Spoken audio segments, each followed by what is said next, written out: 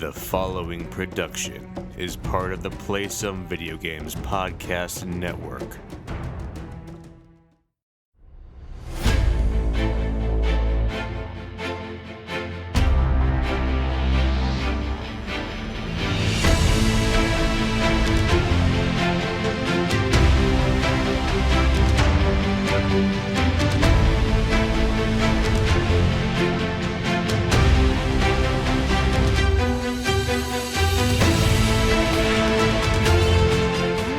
Boarders, and welcome to Board with Video Games, the gaming podcast that strives for the right balance of coverage for games you play on your table and on your television. We're a proud member of the psvg podcast network and thrilled to be part of the Dice Tower network as well. I am one of your hosts, Kyle Hyman, and joining me on this co-op adventure, the guy who is no turkey, Josh Borboni. How are you doing this fine evening? Who told you I was a turkey? That's what I said. Nobody said it, because you are no turkey, so nobody would have ever said that. I have to deny it all the time for some reason.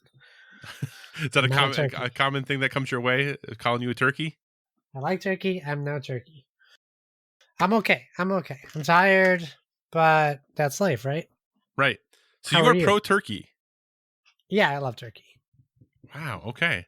I know. Maybe it's that's one why of you're those tired. least desired meats. Oh, the poor turkey. Can't catch a break. I do love the fact that, for Thanksgiving, turkey's kind of that staple thing, and like basically no one ever says they like turkey other than you, right? Like, yeah. It's the thing that was like, oh yeah, Thanksgiving. My least favorite part is the turkey, but I like all the other things. So why do we all make turkey then? Like, if nobody likes it, Just stop. like, just make something else. But More turkey for me. That's right. I actually like turkey. I think turkey is delicious as well.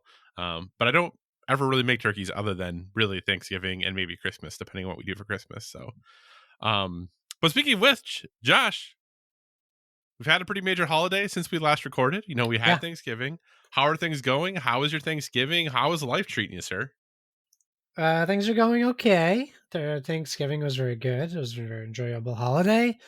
Then I had Friendsgiving last night, which was a lot of fun as well. Yeah. And then everything else is like terrible, but that's just like, Oh no, that's not good at all. Just the time of the year. Yeah, just adapting to some changes, and work is getting, dare I say, worse. We lost another guy, so now there were a 2-man team of logistics that supports a 350 plus employee, $50 million business a year company. 2 men supporting it. Well, there you go. That seems like that should be totally not problematic at all. Not at all. Piece of cake. Yeah, so that's not been great. Yeah. Since we last talked, we did have our appointment with the doctor for my son. Yeah. To get him evaluated, and that he was diagnosed during the meeting. Well, there you go. With ADHD. I was very hesitant to do medication, but the doctor not talked me into it, but eased my worries, is what I'll say. So we're trying that. So that's also a life change and a world change. So we're giving it a shot, and we'll see how it goes. From the many parents I know who have children who have ADHD or something similar, I think the thing they've always talked about is how, like, and this is not to try to scare you by any means, is that like eventually you'll figure out something that kind of works. Yeah. But then, they grow up and they change and things adjust, and then that thing doesn't really work as well as it did anymore. So then you got to find like the new thing that works. Yes. So good luck. Godspeed. Thanks. I'm sure it'll go well. It'll be fine. I'm sure there'll be ups and downs, I'm sure, but having some like path and direction is always helpful, at least, right? That you're working in the right direction at least now. That's good. Absolutely. Yes. Tell me about you. What's going on with you? How was your Thanksgiving? Not a whole lot. My life, actually, other than I got to play way more games this last month than I have in a really long time. Nice. Other than that, things are pretty much same old. Thanksgiving was pretty solid as is usual. Had the in-laws over, did the whole pretty traditional foods, all of that good stuff. and everything there went swell. Did our typical cookie baking that we do. So I'll be bringing holiday cookies to my office on Monday to give out as kind of like the holiday gift, if you would. So that all got taken care of. So that went well. So that was good. And yeah, I got the usual legacy board game played over the holiday break as well. Yep. So that's always really nice. We were discussing what we're going to do for Christmas and if we're going to do the same thing of playing another legacy board game like we often do. And we might skip that for Christmas this year, actually. We're considering kind of going all in on like a bigger Lego set and just putting like Legos together. Oh, nice. Cool. Yeah. So we might do that instead. So we're kind of determining, we're looking at Lego sets, and we've had a couple we've had our eyes on. So we'll see if we pull the trigger on that or not, because, you know, while board games are expensive, they don't hold a candle to Lego sets. So No, they do not. No, they do Man, not. We're almost done with Hogwarts. We're almost done. almost done. It's been a month's long process. Yeah, how almost is almost? Like 80%, 90%? I think we're 75% done. So what is it just time of having the time to sit down and do it? Yeah, it's just finding the time to do it. That's all. So it's just sitting on the kitchen table waiting to be completed. Yeah, we had to actually, one of our last projects we did before the weather turned chilly, we actually got snow today. We got our first measurable snow of the year today. Oh boy. And I mean, it still wasn't much, but it was enough that I had to like scrape the driveway. But one of the last projects we did is we had to build new additional shelving because we've had too many board games. So we had to put more shelves to store these board games on. But now, of course, there's empty shelving. So then as we were like looking at it, you know, my partner, she's like, you know what would look really good right here? And I was like thinking about all these board games. She's like, the Lego Rivendell set. And I'm like, yeah, it would look really good right there. But we'll see. That I think is where we're leaning. We'll see if that happens or not. Nice. So yeah, but that's it. Otherwise, with life, everything is good. I'm just really excited that, you know, classes, I have like, after we record this, I'll have 2.5 papers to write for class for the semester, and then I'm done. I say 2.5 because one of them's already written that I've gotten feedback on, so I just have to make the adjustments to it. And then I have 2 other papers to write, and that's it. And then I'm done for the semester. So I'm pretty stoked about that. So yeah, we're getting down there. Things are exciting and good. So yeah. But you know what, Josh? What? I have so many fun things I want to talk to you about. Oh yeah. Once we actually get into the episode. So with that, thank you so much for joining us this month, everyone. As always, if you have any feedback, questions, or suggested topics, hit us up at Board with VG on Twitter or X, or check out all the awesome stuff over on the Instagram, also Board with VG. We are proud to be part of the Play Some Video Games podcast family, which is growing. And we encourage you to check out all the shows like the PSVG podcast, the Nintendo Shack, PSXP, and hey, maybe one day again, Dollar Cinema. You never know. Well, maybe. So new shows might pop up. Look at it. You know, when I say, and I've been saying for months, you never know when a new show might pop up. Josh, that is happening. Well, it's not really new, but new to us, I guess. But be sure to stay tuned to all of your favorite PSVG podcasts to stay up to date. We're also a member of the Dice Tower Podcast Network, so if you enjoy our conversations about board games and would like to dive deeper into that world, we encourage you to check out the Dice Tower Podcast archive, as well as all the other members of the network. No matter what type of board games you enjoy, there's a podcast on the network that's right for you.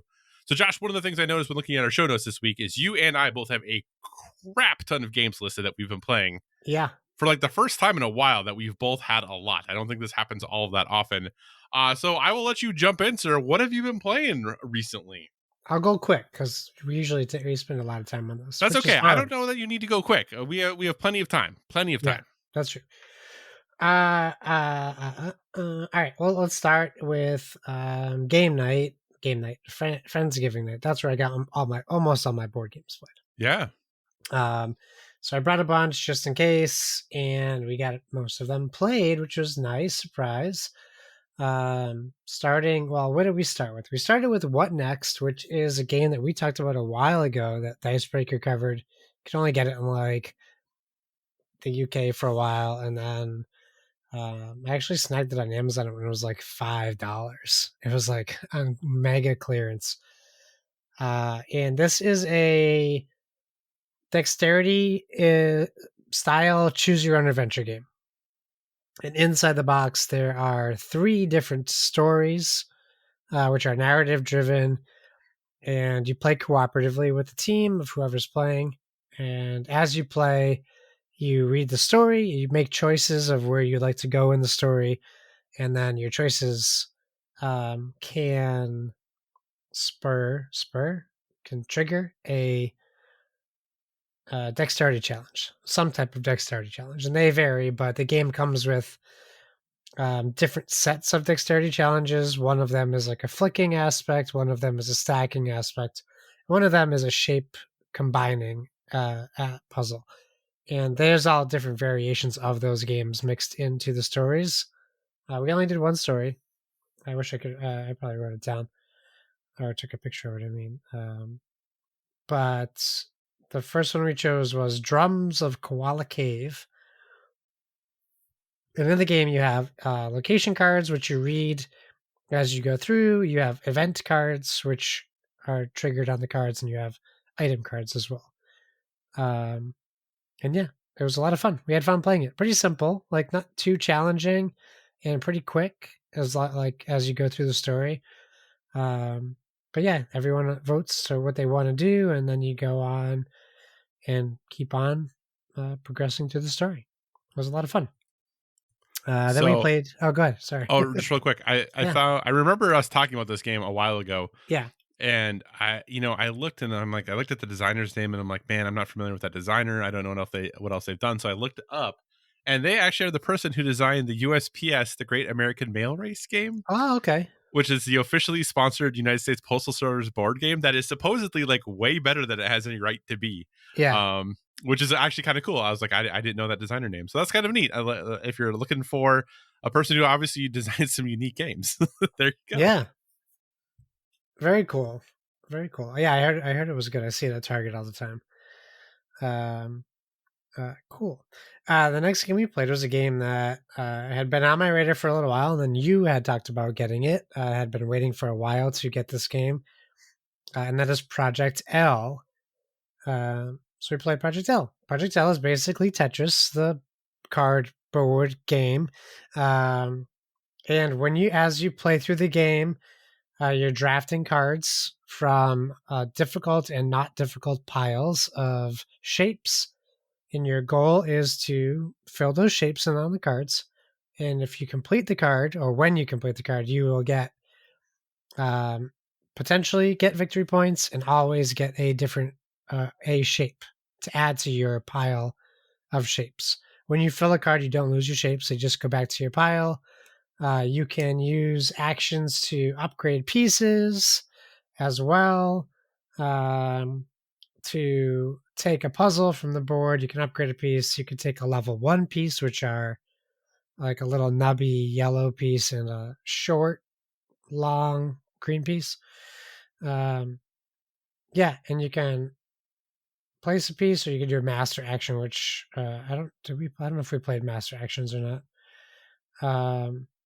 Oh, we did. Yeah, sorry, we did. And you can grab up to 4 tiles to keep on your board before you have to score. That's like to score them to free up space. But again, pretty simple but very fun and enjoyable and strategic game. So if you like Tetris, and so for me, like I bought the Tetris themed, the actual Tetris branded board game, and I had a lot of issues with it. Mm-hmm. So if you're someone who has that and liked that game, then this is 10 times better. It's definitely different than Tetris. I mean, it has Tetramino pieces, but you're not dropping pieces to fill in slots on a board. You're trying to fill in puzzle pieces to get points. And the whole spatial reasoning thing of like Tetris, if you like that, like how am I going to fit these things together in the most efficient way that I can? Like it, yes, it does not have the dropping mechanism, but it still really has that, like, how do you spatially reason out how you're going to put all these pieces together? Exactly. So that was a lot of fun. Next, we played Mr. Jack Pocket, a game that my friends have owned forever. I have never played it. I think I played the app once and just lost interest.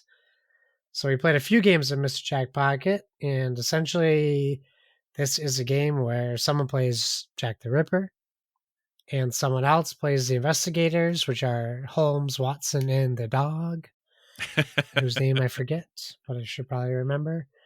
And it's a small pocket-sized game. It's literally Mr. Jack Pocket for a reason. It comes with 9 square pieces that you put together. Each piece has a suspect on the tile and has 3 road entrances on them and 1 blocked entrance. And the way it works is you take these 4 coins that represent actions in the game. They're double-sided. The person who goes first literally tosses them in the air, and then you start there. You have your 4 tokens. The first player gets to pick 1 action. The second player gets to take 2 actions. The third player gets to take the 4th action. And then the turn changes to the second player, and all you do is flip those coins over to the other side. And then you rinse and repeat. Like, then you'll flip the coins in the air again. But essentially what you want to do is rearrange the streets and move the investigators to try to get in line with suspects. And at the end of each round, the investigator will ask Mr. Jack if he is in any of your investigators' sight lines. And if he is, you flip those tiles to remove. If he isn't, sorry, you flip those tiles to remove those people as suspects. And you play until you can correctly identify who Jack is, or before time runs out. And Jack's goal is to conceal his identity by moving people around so that you cannot catch them in your sightline. Pretty simple idea, but also lots of strategy involved, and also a very fun game. And this is a 2-player only game, right? 2-player only, yes. Are you a fan of 2-player only games in general? Yeah, not in a party setting, Right. necessarily. But I've been to so many like gatherings where there's definitely moments where you're sitting in a room with someone for a half an hour and no one else comes in. So it's one of those things where like people did watch us play, were genuinely interested and waited to play next. So it still also has that. It's an appealing enough game that it catches people's attention. So I think in that situation it's fine. I don't know if I'm going to sit and play Fox in the Forest in front of 4 people at a dinner table. That might be weird. Right. Yeah. Well, and I think this game has been around for a really long time, and it's pretty inexpensive. It's like $17, $18. Yeah, like, it's really got to be affordable. under $20. Yeah. And then lastly, for that night, we played Forbidden Jungle, a game that I've had for a little bit. I haven't gotten to the table. And Forbidden Jungle, just like all the other ones, it is unforgiving. It is relentless. It is difficult. But it was fun. This one, there's a lot more going on, I feel like, in the game. There's spiders and hatchlings and eggs, and they're just constantly trying to kill you, and the game is not trying to help you either. And your goal in the game is to find a portal to escape and move crystals on the board to surround the portal so then you can escape. And it is as difficult as that sounds. And if it doesn't sound difficult, you're wrong. it's difficult. So, but for anyone who hasn't played the Forbidden games, it's essentially tile laying and exploring. You move to a tile, you explore it. It's a cooperative game. You typically have items that you can use to help you, and you can usually help each other as well if you're on like adjacent spaces. Everyone has a role, like Pandemic, where you can do certain things other people cannot do. Like my character could move 2 spaces instead of 1. But overall, still fun. I think it was probably the least. It was still fun, but it was the least enjoyable of the ones we played. Oh, of the Forbidden but that's games? It's not necessarily a slight on it. It's just like it was more challenging than it was fun, if that makes sense. Which is fine. Have you played? Because did you play Forbidden Sky? Yeah. So you like Forbidden Sky better than Forbidden Jungle? I don't think I played it either of them enough to really say. I Okay. think we only played Forbidden Sky once. Yeah. As like comparing like Forbidden Island and Desert, we played hundreds of times. Right. So, And of just those two, which do you prefer? I still think I prefer um Island more. Oh, okay. Okay. I like the stuff that was added in Desert, but I don't know. I guess I'm a sucker for the original. Gotcha. Because I definitely prefer Forbidden Desert to Forbidden Yeah. Island. So I'm wondering if I might like Forbidden Jungle then Oh, you a might, bit yeah. more, maybe. Yeah. There are caves in Forbidden Jungle, very similar to Desert. But you're not hiding from the sun in this one. Yeah. Because like we played Forbidden Sky, we have Forbidden Sky, but we only played it like a couple times because man, was that game fiddly with trying to like build those The little circuit. those circuits. Like, I mean, it Yeah. was cool, it was a neat concept, but man, was that so fiddly to get those things to work. Even when you're like, these are all connected, why isn't anything happening? Yeah, man, that was ugh. Agreed. Let's see. I'll save the other board game we can talk together about. I guess this is board game adjacent. So our game group guy had a baby, so he's been out. Greg has a baby, so he hasn't been. We paused our Strahd D&D game till he can come back. So the other guy, the newer guy in my group for me, is running this new campaign, which is a D&D. I think it's D&D or it's Pathfinder, but it's Planescape. And essentially, what this is I was tasked to, which I still am struggling so much, but luckily my buddy Joe comes through for me and helps me create my characters because I still feel like a newbie. But in this one, he's like 3 days before we played, I get a text and he's like, "Hey, you got to get 3 characters ready for Monday." And he's like, "Don't worry, they're all the same character. They're just different aspects of the same character, but they can look, sound, they can be totally different if you want them to be, or they can be very much the same." Essentially, Planescape deals in multiverse, um, like everything else, but before its time. So in this version, it's also designed so that it is intended that you die frequently. And our first game we played, we woke up in a mortuary with a floating skull named Mort, and had to adventure around in that creepy dungeon-esque crypt, and we all died, of course. And then we came back on our second session, started with our new characters, wake up in the same place, but have like memories of what happened, and now we're trying to figure out where we are. And I'm being a silly boy and doing silly things, of course, because that's how I enjoy it. But it's been a lot of fun. It's very silly. I feel like I don't have to take it as seriously as the other ones. There's like more humor in this. Gotcha. I could also just be putting that on this. That might not be the case at all, but that's how I'm viewing it, at least. But it's been a lot of fun. Yeah. Planescape is a old D&D thing they're coming back to. There was also the video games like Planescape's Torment and like all of that good stuff. Yes, yeah. So it's always been I think it sounds cool. Like Planescape just sounds neat, I think, at least as a concept. But yes, yeah, I like it. It's good so far, so good. All right, video game time. Bluey, the video game. It's out. I've not played it as much as watched it, but I have played it a little bit. I forgot to I'll put that on here too. Yeah, my son loves it.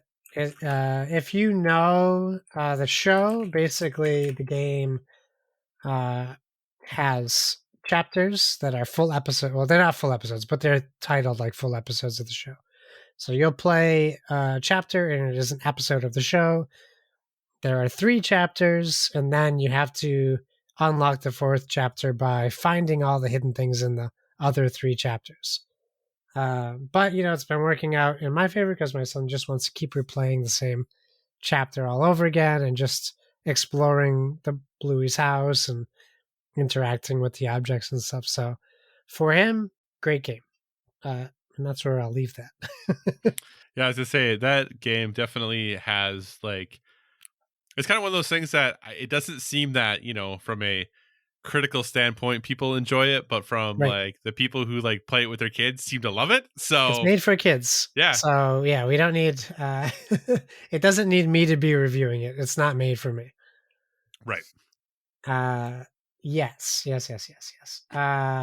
Okay. Let's talk about Under the Waves. So I recorded PSVG Prime. Is that what they call it nowadays? They just call it the PSVG podcast, right? Yeah. I recorded it with Donnie last week, and we had a great time. We talked a lot about video games and some news and stuff, but something that Donnie talked to me about was this game called Under the Waves. And he really talked to me about how much he enjoyed it, so much so that while we were recording, I bought it. So we both own it on Xbox. Oh, okay. If you want to check it out.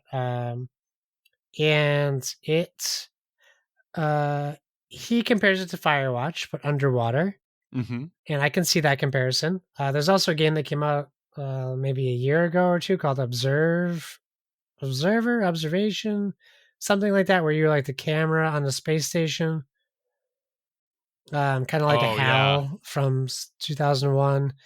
It has similar vibes to that as well. But essentially, the game starts. You are this guy who has seemingly accepted this job to escape something, just like Firewatch. And it's aquatic. So he's dressed up like Steve Zissou from The Life Aquatic. And you get, for me, so far, the most fun has been you just really get to swim around, and you get a submersible. You can free swim. There are these, you have a home where you live under the water, and there's you can swim right up to giant humpback whales that are swimming by. You get bonuses like taking pictures of sea turtles and certain types and species. But it's just a very pretty game. And something Donnie had said about the controls was you had to get used to them, and you do, but I feel like they make sense for what you're doing. It seems right. You're like, oh yeah, of course I would have to use angle this way to go this way. I'm underwater. It seems to feel right. So yeah, I think it was $23 on Black Friday sale. I think it's normally 30, so it's not a huge discount, but it's not a huge investment. And I'm really enjoying the time I've spent with it so far. So it gets a high recommendation from me as well. So gotcha. yeah. So here would be my I guess my okay. So some quick clarifications. Both Observation and Observer are both games that you said. Observation is the game you were talking about where you are the AI on a space station. Yes. Observer is kind of like the psychological horror game that stars Rutger Hauer. Yes. Okay. Yeah. So those are both games though, and came out within I think a year of each other, roughly, or no, a couple of years of each other. But those are both right. That's awesome. Josh, do you know who the publisher of Under the Waves is? It feels like it's Annapurna, but it's definitely not. It is not. It's actually Quantic Dream. Oh, that's right. It is Quantic Dream. I did know that. Yes. Yeah. So it is Quantic Dream. So after they finished up with their obligations to PlayStation, they kind of opened their own little publishing branch and all that good stuff. So it is a Quantic Dream published, not developed, but published game. So yeah, interesting story so far. Good voice acting. I like it. Awesome, very cool. Well, maybe I will have to check it out here. Is this one of those things? What we'll talk about here in a little bit. Is this a game that I should prioritize to play before the end of the year? Maybe. Yeah, it probably won't take you too long. I think you'll know within 30 minutes of playing it if you want to keep playing it as well. So it might not be bad for you to check out before the end of the month. Okay.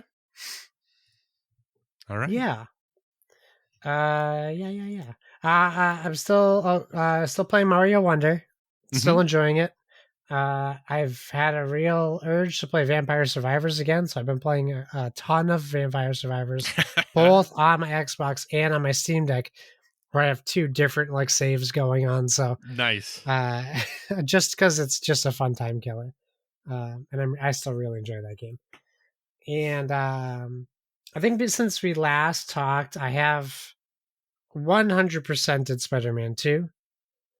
As far as like, I didn't get the platinum, but I did 100% the game itself. Gotcha. As far as game completion goes. And Final thoughts? I'll wait till you talk about it, and then we'll talk about it. Okay. And then lastly for me, second to lastly for me, and you'll talk about my last thing too, is the PS Portal, right? So Yeah. I have a PS Portal, despite me not wanting it. I don't know. I totally don't understand why you ordered one, but more power to you. My wife wanted it, so I got it for my wife. Okay. The only reason why I got it. Gotcha. And but that being said, I really felt like I needed to give it a shot, see how it was for me as well. Yeah. My wife played it. She got it for Hogwarts Legacy. That's what she has been using it for so far. I don't know. It's hard to say, but her first experience was touch and go. It's pretty laggy, especially during combat. And that was, in the same house on the same Wi-Fi. So I was a little worried about it at first, but it was also at the other end of the house. And we have old house, which has horsehair plaster walls, which do not do well with Wi-Fi. Can I ask a clarifying question? Yeah. Is your PS5 hooked up via Wi-Fi? Well, if you don't recall, I have the benefit, the joy of getting one of those PS5 digital consoles that will not connect over Ethernet. It is apparently an ongoing known problem from Sony without a fix. So I cannot use my PlayStation 5 on Ethernet. It drops the connection every 3 minutes. And then disconnects, and then you have to reconnect, and then it will drop it again. It's a joy. And I tried to see if I could get it fixed, and I couldn't get it fixed. And it was past warranty or whatever, I don't know. The 30-day warranty. Maybe they fixed it in an update, and I can try again, but since it originally happened, I have only been able to use Wi-Fi for the PS5, which is a big old bummer. And apparently it doesn't happen in the disc version, it was just the digital version. At least that's what my research told me at the time. But that was back when it came out. Listen, if anyone can figure it out, it's you. You'll come through for me, I'm sure. Or you'll be like, hey, they posted this update like 6 months ago. It's fixed. That being said, like obviously I know like running the PS5 on Wi-Fi is not going to give me the best signal from Wi-Fi to Wi-Fi. Like it would be better hardwired. However, it did kind of like fix itself, I guess, ish for her, where it wasn't so laggy after like a half an hour. I'm not sure if it was a fluke or it's just a Wi-Fi going up and down. But for me, I then decided, I was like, well, I got to give it a shot. So I fired up Spider-Man 2. I was in the living room this time where the PlayStation is when I tried it. And it ran great. The combat felt really good, pretty fluid. Looked really good. I mean, that screen makes things pop a little bit more. It certainly didn't look like when I play it at 120 hertz on my TV. It definitely doesn't look that good.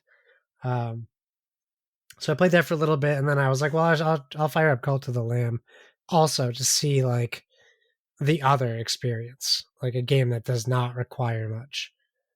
Same thing, like really felt nice, moved good. Sound is great on that thing. I really think the sound is very good, and that's without headphones, like just the speakers it comes with.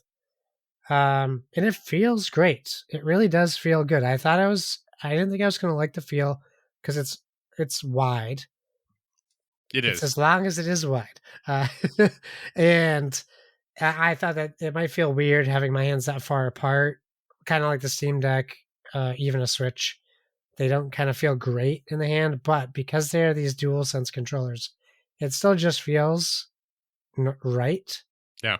I'm not crazy about the touchscreen aspect of it on the tablet because I don't feel like it is as functional as the controller. Like I find myself trying to press that button and it's not doing anything except for Yeah. highlighting it on the screen. Yeah. And like some games make you hold it in, some games make you tap it. Yeah. I think I've had different experiences with that. That's certainly a gripe. But I think I liked it a lot too, enough that I think I might give Final Fantasy 16 a go on that. Oh, wow. Okay. Because then I can lay down in bed and give it a shot. So I can put in, a half an hour to an hour at night, laying in bed. But so far, I wouldn't say that they've changed my mind. Well, yeah, they've changed my mind on it. I think it's pretty good. I think there's still a lot to be desired at the price point, but Yeah. I see it. I see it in the controllers themselves. Like, I mean, we're still talking about $70, $80 controllers. Right. So, I see that there, but I think like the sweet spot for this is like 130 to 150 is a steal, I think, for what it is. Yeah. It will never come down that low, and they don't have to lower at that price. But I could see like if like I think that's the value for me currently. But I also could play it more and then change my mind and be like, oh, I pay $400 for this. Right. Yeah. Cool. Well, I'll be honest. That's not what I expected you to say about it. Yeah, I'm sure it wasn't. Yeah. And that's my list minus save one thing that we'll talk about. But I've taken up too much time talking about games. No, that's great. That's what we're here to do. So I'll just jump in and start then with talking about the PlayStation Portal. I have one as well. I have probably played 4 to 5 hours on it, so not a ton of time since I got it. It is really like 20-minute, 30-minute increments, like right at the end of the night is really what it's being used for. For my very narrow niche desires for what I want this to do, it fulfills exactly what I'm looking for it to do. I do have I was a little worried, kind of like you, right at the start, right? Like, as my PS5 is hardwired, and my house is just notoriously not been great with Wi-Fi, like ever. Yeah. Despite having multiple hotspots, but we also don't have a mesh network technically. But I was a little bit worried about how it would work, and when I first booted it up, for about the first 5 minutes, the whole screen kind of looked like it was like in Vaseline, right? Like everything was just kind of muddy. And I was like, oh gosh, I thought this would run basically the same as, my Backbone does. I was like, I can't believe this is so bad. But then after about 5 minutes, it just kind of like snapped into being like crystal clear, or like basically into high resolution. And I've had nothing like that since then. Every time I've booted it up, it plays crisp and quick. I have a frame drop here and there. Yeah. But overall, my experience has been really, really positive. Now, is this a niche of a niche device? 1000%. Is this for everyone? Absolutely not. This is a kind of like I talked about earlier in the year. Like, PlayStation is really looking at getting into kind of more the boutique gaming. Like, they bought Odyssey, like the expensive headset, manufacturing company. They have their expensive headsets that are coming out. They have their their Edge controller. They have now this thing. Like, they're really kind of getting into the boutique side of gaming and trying to, it almost seems like, find as many ways for you to engage with the PlayStation 5 as possible. Yeah. And if you're not interested in that, then this isn't for you. If you are wanting a device to be able to take on the road with you, to go through airports, to go to, hotels and B&Bs and take to work, like, this really isn't good. That's not really what this is for. This is another way for you to access your PS5 in your house. That's really what it is. And for some people, that's ridiculous. So like, why I'll just go use my TV. That's great. Then you probably don't need this. But if you're ever in a situation where that television is being used, or you're looking to like wind down in a different room before bed or something like this really does fit the bill. So I have not played anything super taxing on it. Just a couple of the games that I have tried on it. I actually was specifically waiting. Jumped into Cat Quest 2. After finishing up Cat Quest earlier in the year, I've had Cat Quest 2 download and just waiting to get the Portal. So I've been playing Cat Quest 2 on it. Cat Quest 2. If you loved Cat Quest 1 like I did, it's more of that. So if you love it, you're probably going to love it more. You can play this co-op, though. So maybe if you didn't love the first one and maybe want to try playing it co-op, this might be an opportunity for that. But otherwise, it's more of the same, kind of that overworld map where you're going around, hacking stuff, picking up, quests that you're like, I don't even really totally know what this is for. Like, I kind of do. And there's a whole bunch of cat puns and puns about purring and things like that. But yeah, it's still great. It's a lot of fun. Runs really, really well on the Portal. And then the other thing that I have been playing on it as well is Unpacking. Okay. Unpacking is this game that I've meant to be playing for a really long time. It actually is from a Witchbeam Studio, if I recall, is their name. They're the folks who made Assault Android Cactus, which is that game I wouldn't stop talking about a few years ago. Yeah. This was like their follow-up to that game, which is so bizarre because they're so drastically different games. But I finally am playing that, and you know what? It's actually a really kind of interesting, neat little game. And I know that it's a couple years old and everyone's already moved on from it now, but I'm finally sitting down to play it, and it is pretty neat. Like, it's kind of neat of like thinking about like what stories does our stuff tell about us, right? Like, what can you just tell about someone's story from their things? And that's just kind of a really neat, interesting way to approach games. I was actually talking to a coworker there because they know I play games, and they had asked me like what I was playing, and I was like, oh, I just started playing this game called Unpacking, and I was explaining like what the game was, and they were like, wait, that's like a video game? And I was like, yeah. And like the ideas that video games do those sort of things was nothing that have ever crossed their mind because they don't game. So they really think about like Mario, or they think of like Mortal Kombat, or they think of like Call of Duty. And like to them, that is games. Like there's nothing else. So me explaining this and then talking about what it was, it really was like, oh, this is a thing I didn't know that games do. So really enjoying Unpacking. Haven't finished either one of them. Like I said, just playing them, for a few minutes before bed each night on the Portal, but that's been working really well. So overall, though, like the Portal review, I think it is a good piece of hardware for what it does. But what it does is probably too narrow for most people. Yeah, I was showing it to my cousin, and he's like, oh, it's really cool. He's like, can you like fire up like Hulu and show me what it is looks like? And I was like, oh yeah, sure. Hold on one sec. And I go to like the media section, and it's like, no, you can't watch. You can't watch YouTube, Hulu, nothing. I'm like, why? Why is that blocked off? It's still using Wi-Fi. Yeah, that doesn't make any sense.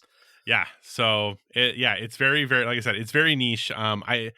There was a statement from like one of PlayStation's like network engineers or something who talked about how like streaming is totally doable on the device. They just aren't right now. So maybe that's coming in the future. Maybe there's more coming down the road. We'll see.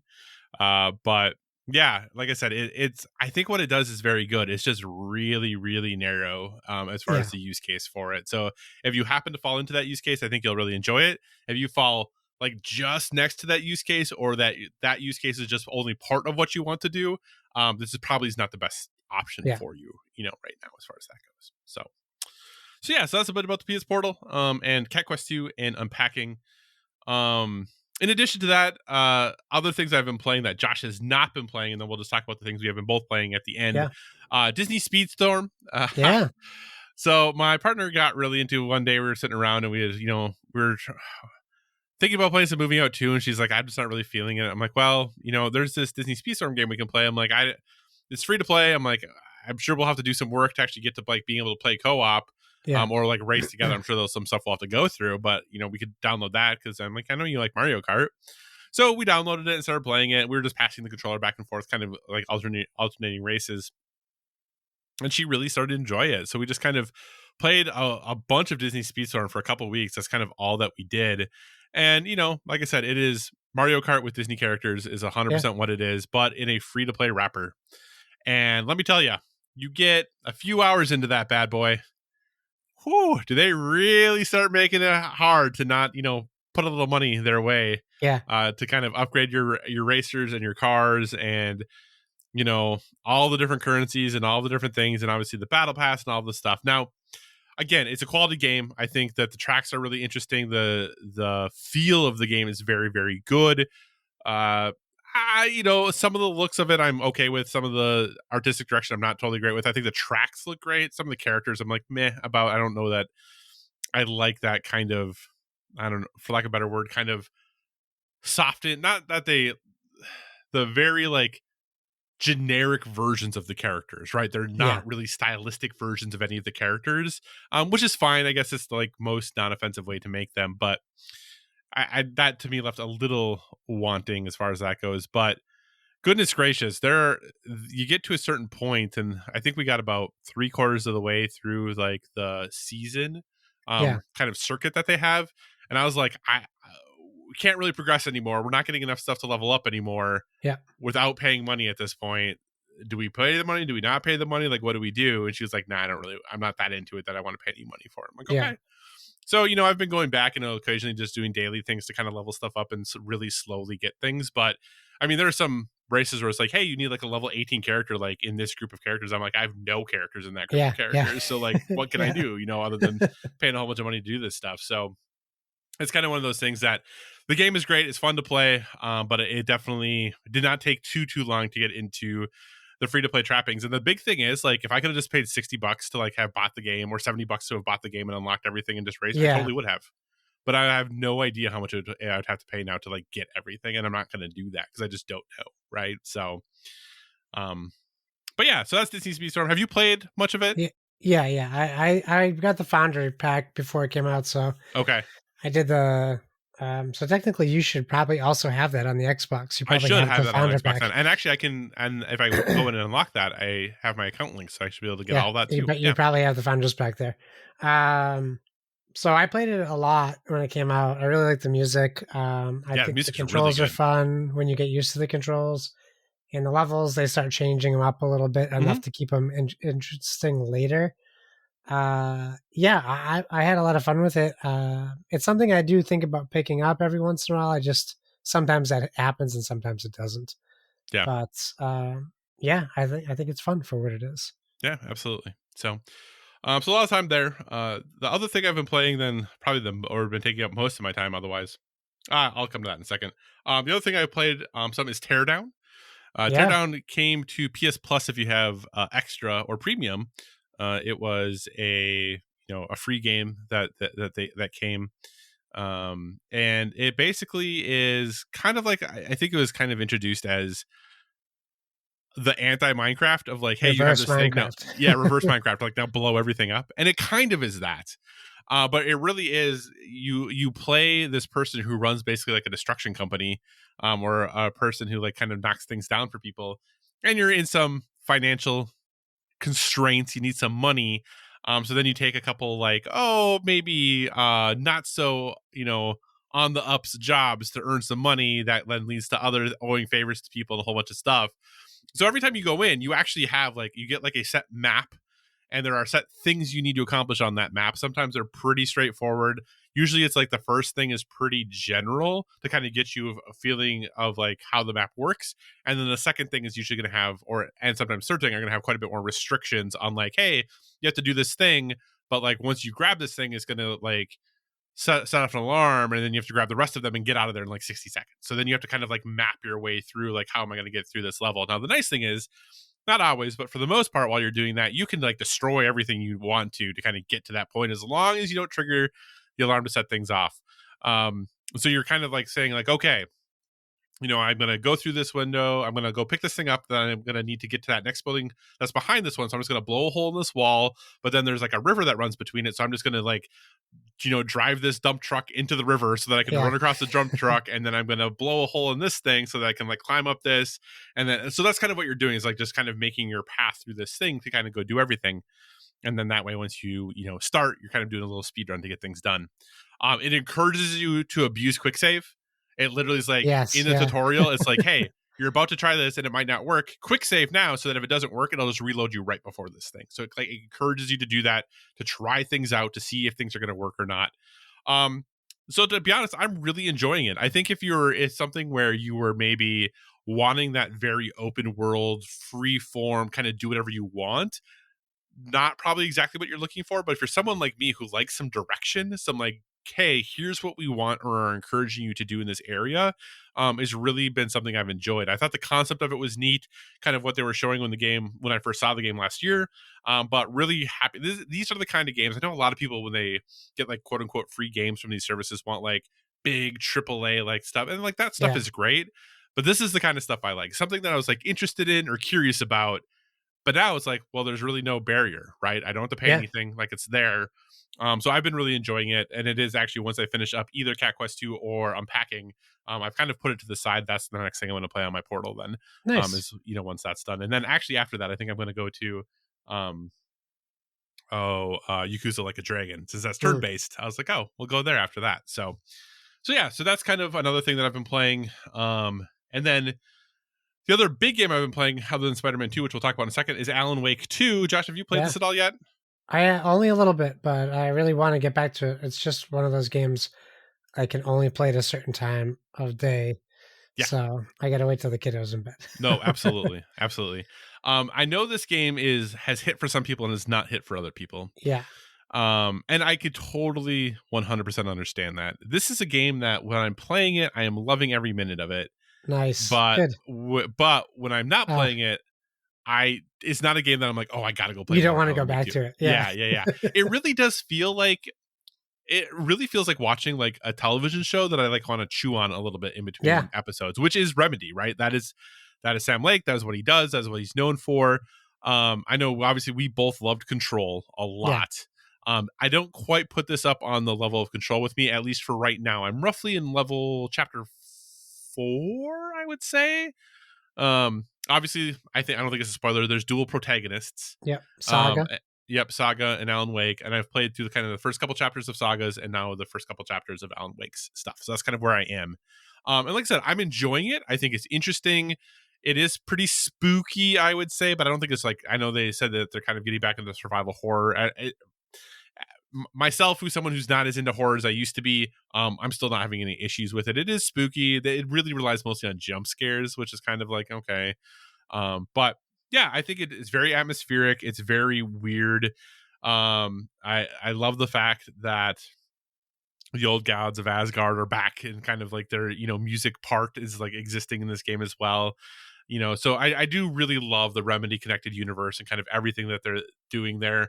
I'm a little bit worried about how well this game did. Like, I know that obviously gamers loved it, but when you look at like the NPD and things, or they're not called that anymore, whatever that company is called now, they changed their name. But anyway, I don't think it was in like the top 20 of sales for the month of October. Granted, yeah, but I don't think Control was either, right? Like it took Control a while to get some legs under it. That's true. And granted, this only had like 4 days, but this is definitely a different feel to Control. Control is an action game. This is a X-Files, Twin Peaks game. Yeah, there has been far more of me walking around than there has been me shooting at anything. Yep. So yeah, and actually so much so that it's made combat kind of difficult because I kind of forget how to do it in between, like the times that I have to do it. I'm like, oh shoot, what do I got to do again? So that has been, but I'm really enjoying it. Nice. Part of the reason though, Josh, that I have not been going to back to Alan Wake 2 as much. Too spooky for you? No, is because this other game has really gotten my heartstrings, Josh. And I didn't even know you had this. Yeah, we have it on PlayStation now. Just so you know. I'm gonna have to download it now. Josh, Dead Island 2 is way more fun than it has any right to be. And while I'm talking about, when I finish up a chapter of Alan Wake 2, how I'm like, oh, I'm not like hankering to go back to Alan Wake 2 necessarily, or it's not like calling me back to it. That's because Dead Island 2 is calling me back to play more Dead Island 2. Josh, this game is just stupid zombie killing fun. Like, it is just, I mean, the voice acting is actually pretty solid. Surprisingly, the story is like, okay, whatever, like it's fine. Yeah. There's definitely some cringe in it, but I think it's on purpose. It's pretty self-aware and it kind of knows what it's doing. Some of it works, some of it doesn't. But overall, just the experience of playing it, like Josh, I like running it and like jump kicking a zombie like off of a balcony, like into a pool. It's just so fun. It's just so fun, Josh. So I know this was like a really middling reviewed game, but like, I'm having a blast with this thing. It's not high art per se, but man, it is just so much fun to run around and slay zombies. It's all melee combat. It does have breakable weapons, so now the Zelda crowd is going to say I'm a hypocrite. But the weapons last for a really long time. And that's, I don't know. I don't know. Like, I don't know what to say. It hasn't bothered me so far. And you also get to then break them down into parts to like upgrade your other weapons. I don't know. It really hasn't bothered me so much, I guess. You're in your own head. Get out of your head. I know. Get out I'm of all your in my head. own head. It hasn't bothered me. There is a little bit like there's a lot like going on in the game because it does, especially at the beginning. It's like, hey, you've locked these skill cards. Like, which one are you going to use? Here's what they do. Oh, you have these weapons. Now you can upgrade them. They have different effects. Oh, like you can, these different zombies attack in different ways, and you can like, oh, if you like dodge so many, like you get upgrade. Like it's just there's all this stuff that's happening. So it's just throwing Yeah. stuff at you all the time. So that's a little overwhelming, but for the most part, you're running around, you're punching zombies, or hitting zombies with pipes or bats or axes or cleavers or Wolverine like claws or whatever. Like it's just ridiculous. And whereas I talked about Alan Wake 2 being like a little spooky and a little like jump scary, this game is like gory is all gore can be. Yeah. Like it has no qualms. I know that was a big part of the marketing of like all these different ways you can dismember and like if you put them in acid, like things like dissolving their skin, like it is just does not care. It just does not care at all.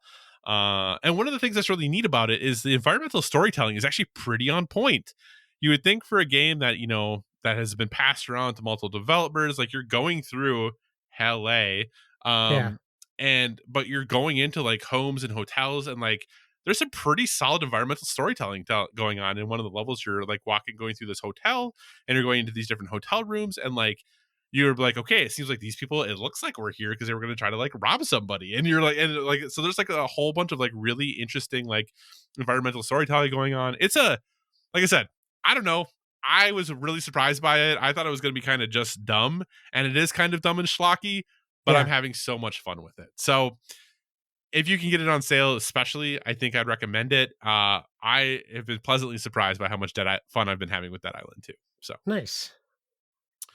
All right. So with that, then, last thing board game wise, really quick, and then I'll talk about both the video game and board game we have in common. Played Flamecraft finally. Flamecraft, game came out last year, well loved. Won board game of the year, I think, at the dice. No, that was Heat. Heat did. Never mind. I played that before. It's well loved though. It's won a lot of stuff. I think it won something. It won the Golden Geek Award, maybe? Anyway, doesn't matter. But anyway, Flamecraft, cute little adorable game where you are, working with a bunch of artisan dragons, and you're going to your shops, and you're kind of building up and trying to, gather items, cast enchantments, enhance the shops, and then use all of that to basically just score the most points to gain the most reputation throughout the town for the goods that you have done. So on your turn, you're basically sending a dragon to a shop and choosing to either kind of collect the inventory you can get there and kind of use a dragon ability, or you're going there and you're, enchanting and the ability of the shop for the future. You're kind of doing one of those two things. And one of them is kind of going to get you some resources. The other one's going to kind of get you some abilities that you can use. And it's just going back and forth. The different dragons' colors have different abilities that they can do. And it's really just kind of deploying your dragon out to a different shop. Go ahead, try to either decide if you're going to collect resources, use abilities, and just kind of do what you can to build up reputation. It was a game, I think it's considered a family game, and it is pretty light, but there is a little more decision making than I thought was going on, or than I thought would be going on. Excuse me. One of the dragons has you like switch the locations of dragons, and I think that can be like pretty like deep and thoughtful about like what exactly you want to do, where exactly do you want to move people to. There's also this idea of like, okay, if I like increase the ability of the shop by enchanting it, that means like I can't stay on this shop, I have to leave, which means somebody else is going to get to use this shop in this better form that I created for them, and is that worth it or not, and kind of trying to figure out like what the best direction to go with that is. It's a really fun game. Like I said, if you have people who are just kind of getting into the hobby board game world, it's cute as a button. It's very adorably designed. It has a really nice mat for the board that is not just a typical cardboard board, but it's a nice little mat that you lay out there. Yeah, I really enjoyed it. I thought it was a great time. It was really well balanced, I felt like. My partner and I played it a few times, and we always scored like right within a couple points of each other, trying like really different strategies to go through and see like different ways we could try to win, or really try to see if we could like put some distance between ourselves. And overall, it seemed like there's a lot of different ways you can go. There's a lot of good decisions you can make, but all of them, like some are better than others, but none of them ever feel like purely wrong, like you did the wrong thing in that situation. So yeah, I really enjoy Flamecraft, so I was pleasantly surprised. I thought maybe it was going to be a little overhyped, if I'm totally honest. But Yeah. honestly, really enjoyed it. Got cute dragons. Go to cute dragon store shops, get cute dragon things. It's great. I really enjoyed it. Great. All right, Josh. Oh, so many things, so many games we've been playing. This is like the time of our lives right now. Yeah. So let's talk briefly about Spider-Man 2, and then we'll talk about Ticket to Ride. Yeah. So you 100% of the story. I got the platinum, so I have platinum Spider-Man 2. It's actually deleted off my PlayStation because I needed the space. What were your thoughts overall, Josh, on 100%ing Spider-Man 2? Oh, I mean, for a piece of cake, right? I had no issues. It wasn't a slog. I enjoyed every second of it. Yeah. Yeah, it was just a very easy 100% to do. I didn't look at what I need to do for the platinum. I probably can just knock those out too, but I don't. It's funny because like I very rarely just look at achievements, and Yeah. the only time I can remember ever doing that was for Ghost of Tsushima, Mm-hmm. the first game I ever platinumed. Yeah. And then PlayStation lost my save. So then I was like, well, what's the point of me getting platinums? It doesn't matter because it's all gone. But I never went back to play the expansion either. So I technically don't have a platinum, I guess, now. Well, no, you still have the platinum. You just wouldn't have 100% anymore if you Right. looked at your trophy total. Yeah. So, yeah, but yeah, Spider-Man 2. I mean, that's the game right there. That's the game to beat, in my opinion. Just an incredible experience for me. But you talk about it. You tell me about your experience. Yeah, I mean, I really enjoyed it. I think that, prior to, I think why I connected with Dead Island 2 so much after playing Spider-Man 2 was just going through and just kind of feeling like you can be totally in control and like kind of dominate a group of enemies, right? Like Yeah. when you're in Spider-Man and especially once you like kind of unlock all the abilities and you're working your way through things, going through some of those fights just feels like absolute butter. You're just like like so you're powerful, but you also you kind of feel really cool. You're like, oh my gosh, look at all this neat stuff I'm doing. They do a really good job of, whether it was the tag team things that would happen or certain characters that I'm not going to mention that you might like join up with sometimes to like do some of the fights. Like it just was so cool feeling like while you're going through, you're like, this is awesome. And overall, like, excuse me, a pretty solid story. Like I don't, I'm not someone who's super into the Spider-Man stuff outside of like the movies, like I'm not deep into the Spider-Man comic lore stuff. But kind of what I thought was going to happen didn't happen, and then something different happened than I thought. Got to do some things that I did not expect that were pretty cool. That I was like, oh, that's neat. I'm excited I get to do this. I think I know what you're talking about. Yeah, we'll talk about it afterwards because it's a pretty big spoiler. But yeah, it just, I really had a great time with it. And, I got the platinum in about 26 or 27 hours. And I know for some people, they're like, oh, this game is so short. Like, I don't know. I'm just really excited for the next amount one. of time. Right. Yeah, like, I'm just really excited for the next one now. Like, because it doesn't overstay its welcome. I think you're right. I think third act, like you're right. Everything feels really good, and like you feel like Spider-Man at his prime. Yeah. But then like third act, bad guys really like put you in your place. Yeah. And then I was like, oh, wait a second, this is a hard game. Where did this come from? Yeah. I've been feeling so good about like, and they really do mix it up. They really do.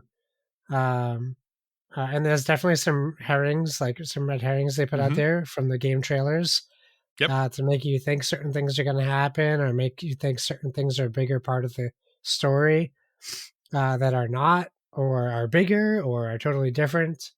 I do like it because it is different from the comics. It doesn't go where the comics go. Like a lot of this story is breaks some comic book rules, and I like that. Because like if they could do that in the comics, there's Amazing Spider-Man, Sensational Spider-Man, Spectacular Spider-Man. These are all different Spider-Man runs.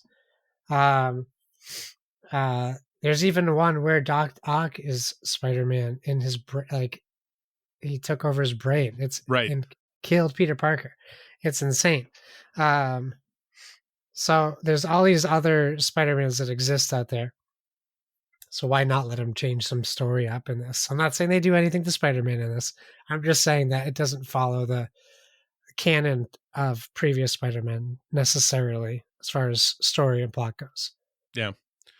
So yeah, I really think that when you think of like the best acquisitions by, Oh, no kidding. well, it's either, and excuse me for all the coughs, I am still feeling under the weather, but it is definitely either PlayStation acquiring Insomniac or when Microsoft acquired Mojang for Minecraft, right? Like, oh yeah, that's a yeah, big I mean one that too. Yeah. prints money for them, like, and Yeah. obviously Minecraft is still an exceptional game, but if you really look at, the PlayStation 5, and we're not really going to talk about any of this in the new stuff, even if we talk about it at all, because that we're over an hour already. Yeah. I mean, Insomniac has been the workhorse, right? Like the PlayStation 5, like the vast majority of PlayStation 5, or I shouldn't say the vast majority because that's technically an actual thing, but Insomniac by far is carrying the PlayStation 5 from a first party perspective. Like the $300 million payment that they made to get Insomniac has paid off more than prime for them as far as this generation, because I don't know what their other studios are doing. Apparently nothing is the answer right now. But well, I guess that's not true. We're gonna get like the 6th version of The Last of Us, but I'm just in awe. And then the news came out the other day that, oh well, it looks like Wolverine's gonna be a 2025 game and not a 2024 game, and I'm like, oh wow, that's so sad. That's like good. like could you imagine if they released it next year? I can't even imagine. Like, what? No, but I think if they're putting Wolverine to 25, then we're not getting Spider-Man until 6 or 7. Yeah, not even like a middle Miles Morales game. Well, I mean, who knows, though, right? Because they're Maybe. obviously They will. There's enough Easter eggs in here that depending on what they want to do for 3, there could easily be a Miles Morales style story in between. And there's specific thing I'm thinking in this game. They could just make a new game in the Spider-Man universe next year with a protagonist that was in one of these 3 games. Yeah. And that you get to play as. Yep. 100%. They 100% could. Yeah. So, okay. So Marvel Spider-Man 2, it's a triumph. It's a great game. If you have a PlayStation 5, I think it's pretty much a no-brainer. You should probably be playing it. Yep. Final thing then, back to board games really briefly. Ticket to Ride Legends of the West. This is the legacy game version of Ticket to Ride, designed by Rob Daviau, Matt Leacock, and Alan Moon. Rob Daviau, best known for the kind of the creator of the whole legacy series with Risk Legacy. Matt Leacock, then fellow legacy designer, best known for originally Pandemic, but then getting into Pandemic legacies with things like that. And then Alan R. Moon, the original designer of Ticket to Ride, all come together to create this 12-game legacy campaign version of Ticket to Ride. Much hype was had. People were very excited about this. Josh and I both have gotten our copies. We have both started playing. Josh, how far are you through Ticket to Ride Legacy Legends of the West? Well, we only played 2 games, not for lack of wanting. I definitely could have played more. But that's just my personality. Yeah. Let's keep going. That's what I say all the time. We played 2 games the other night. Saturday night. Yeah. I don't know. Do you want me to talk? Should I talk about it? You want to keep going? Give me your initial impressions. So I really like it. It just builds off the simple concept of Ticket to Ride, which is, building your train routes. But now we're in the 1800s and we're trying to get to the gold. Well, I don't know if we're trying to get to the gold rush, but we're like adjacent to that movement, I believe, right? And we're trying to essentially build the railroads. Yep. Up from competitors, because we have some competitors in the game. I won't give away any spoilers, but like, it's like the train rush, not the gold rush. It's a train rush. It's a railroad rush. You want to get your tracks out. You want to be connecting to cities so you can make money for your rail line. And you only start with, what do you say, quarter of the map unlocked? Maybe more, a little bit more. I mean, there's quite a bit more map to explore, we'll say. Yeah. So you start with a small portion of the map, East Coast, And you start by selecting a train company that you would like to be. That is the color of your trains. And then, it's all legacy from there, right? So you have these boxes that your train company has where you can put your cards that you are unlocking in. And then they have a neat little thing which on the back of your company box, which is your your hidden things, which Your can be vault. anything from cards you might get to points at the end of the game. And as you are still competing, it is a legacy game, but you are still competing Yep. against your opponent or opponents, and you score at the end of the game onto like a bank ledger, and you're putting a dollar amount as to how much you got. So the point of Ticket to Ride in this versus the old one is you're not getting points for completing routes. That is not the goal. I mean, the goal is to still complete routes, but you're not getting points for trains that you put down.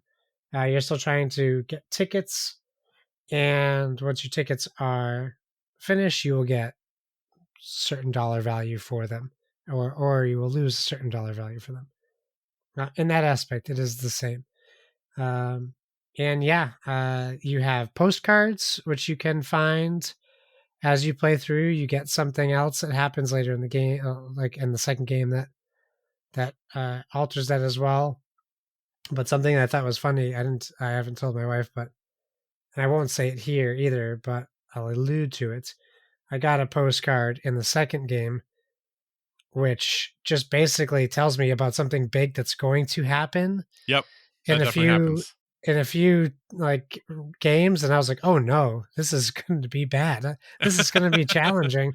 And that's all I said to my wife. I'm not. She's like, well, what is it? I was like, I can't tell you. It's a secret. It is a secret. Yeah. But I'm looking forward to that changes, that thing happening as well. So we definitely don't have as many games in as you guys, but so far, I think it's great. I'm really enjoying it, and I think the big question, right, is going to be: is this a game that we will choose to play in the future when we want to play Ticket to Ride?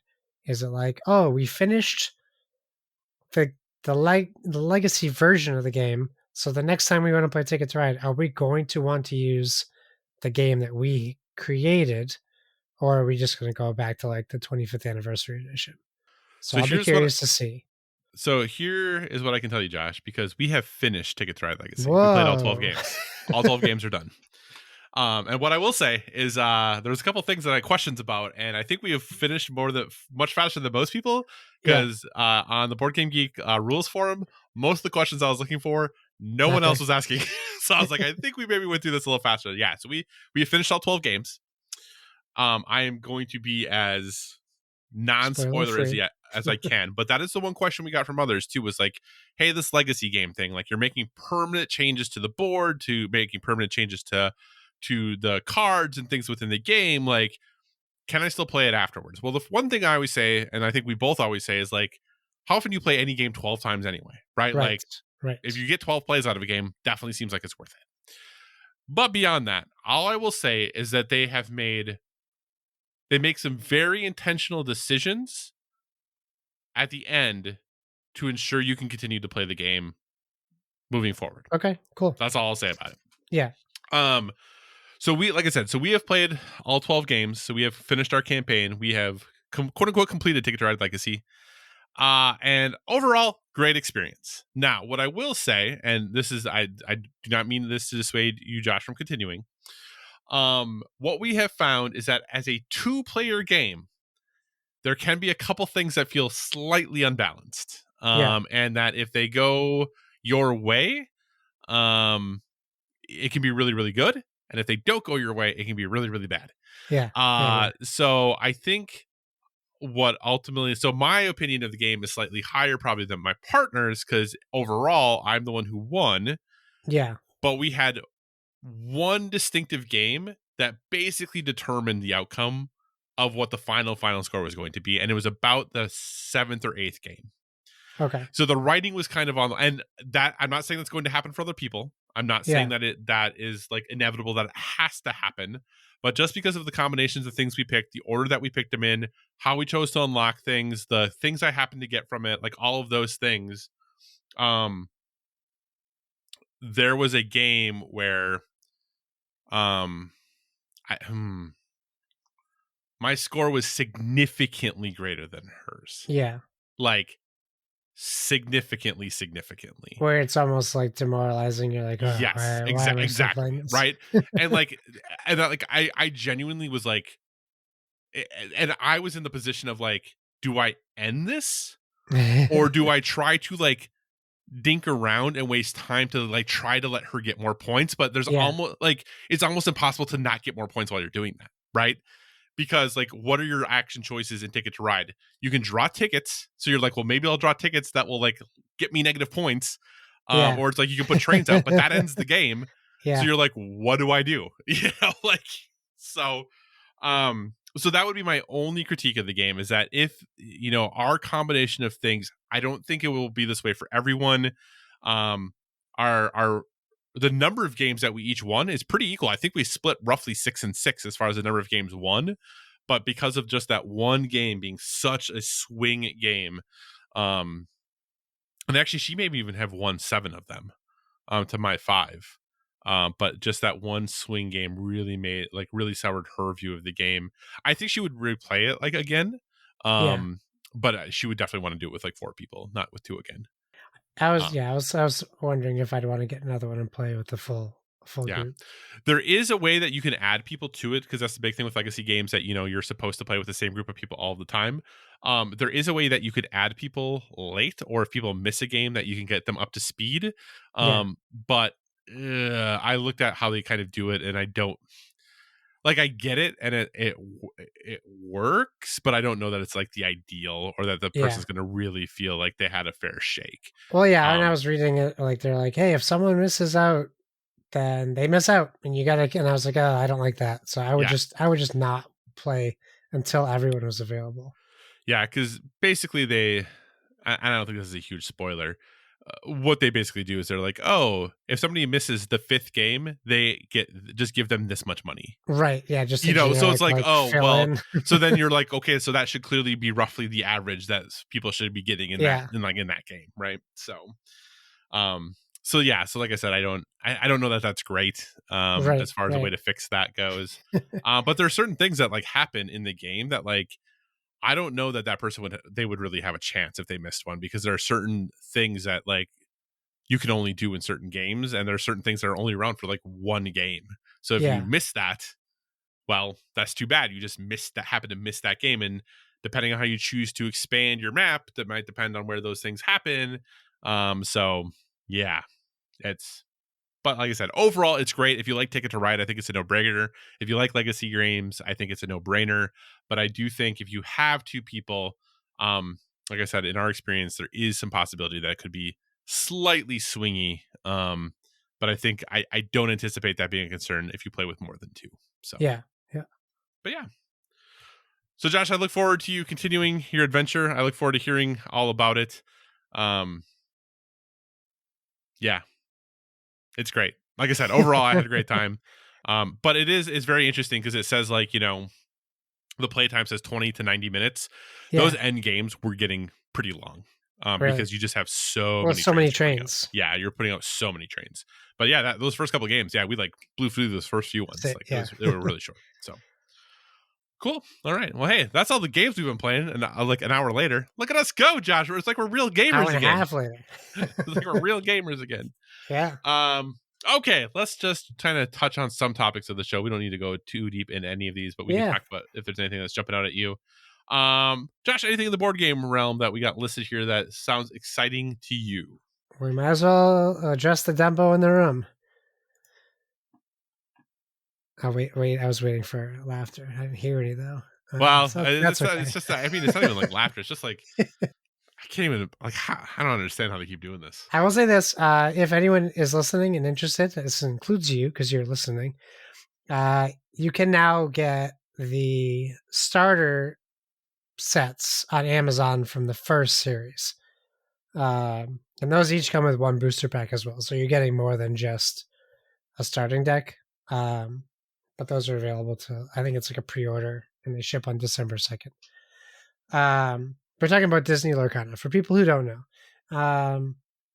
And I will also preface this by saying I did get the new set. I was able to get a box, a Nice. treasure trove, and both of the new starter sets Nice. by sheer luck and accident. Okay. Well, yeah, accident, sure. By luck, clumsy luck. So Disney Lorcana, they do this thing, right? They're like, okay, we messed up our launch, like so bad, monumentally bad that uh, I almost got political. I won't. I almost compared him to a political figure. So very bad that it's amazing that more people aren't just dragging them through the gutters. It's very surprising to me how they're getting away mostly unscathed. That being said, they were like, all right, we're going to stick to our plan.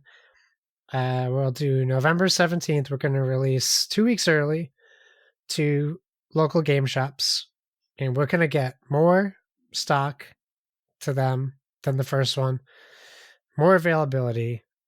We're going to help crunch down on scalpers.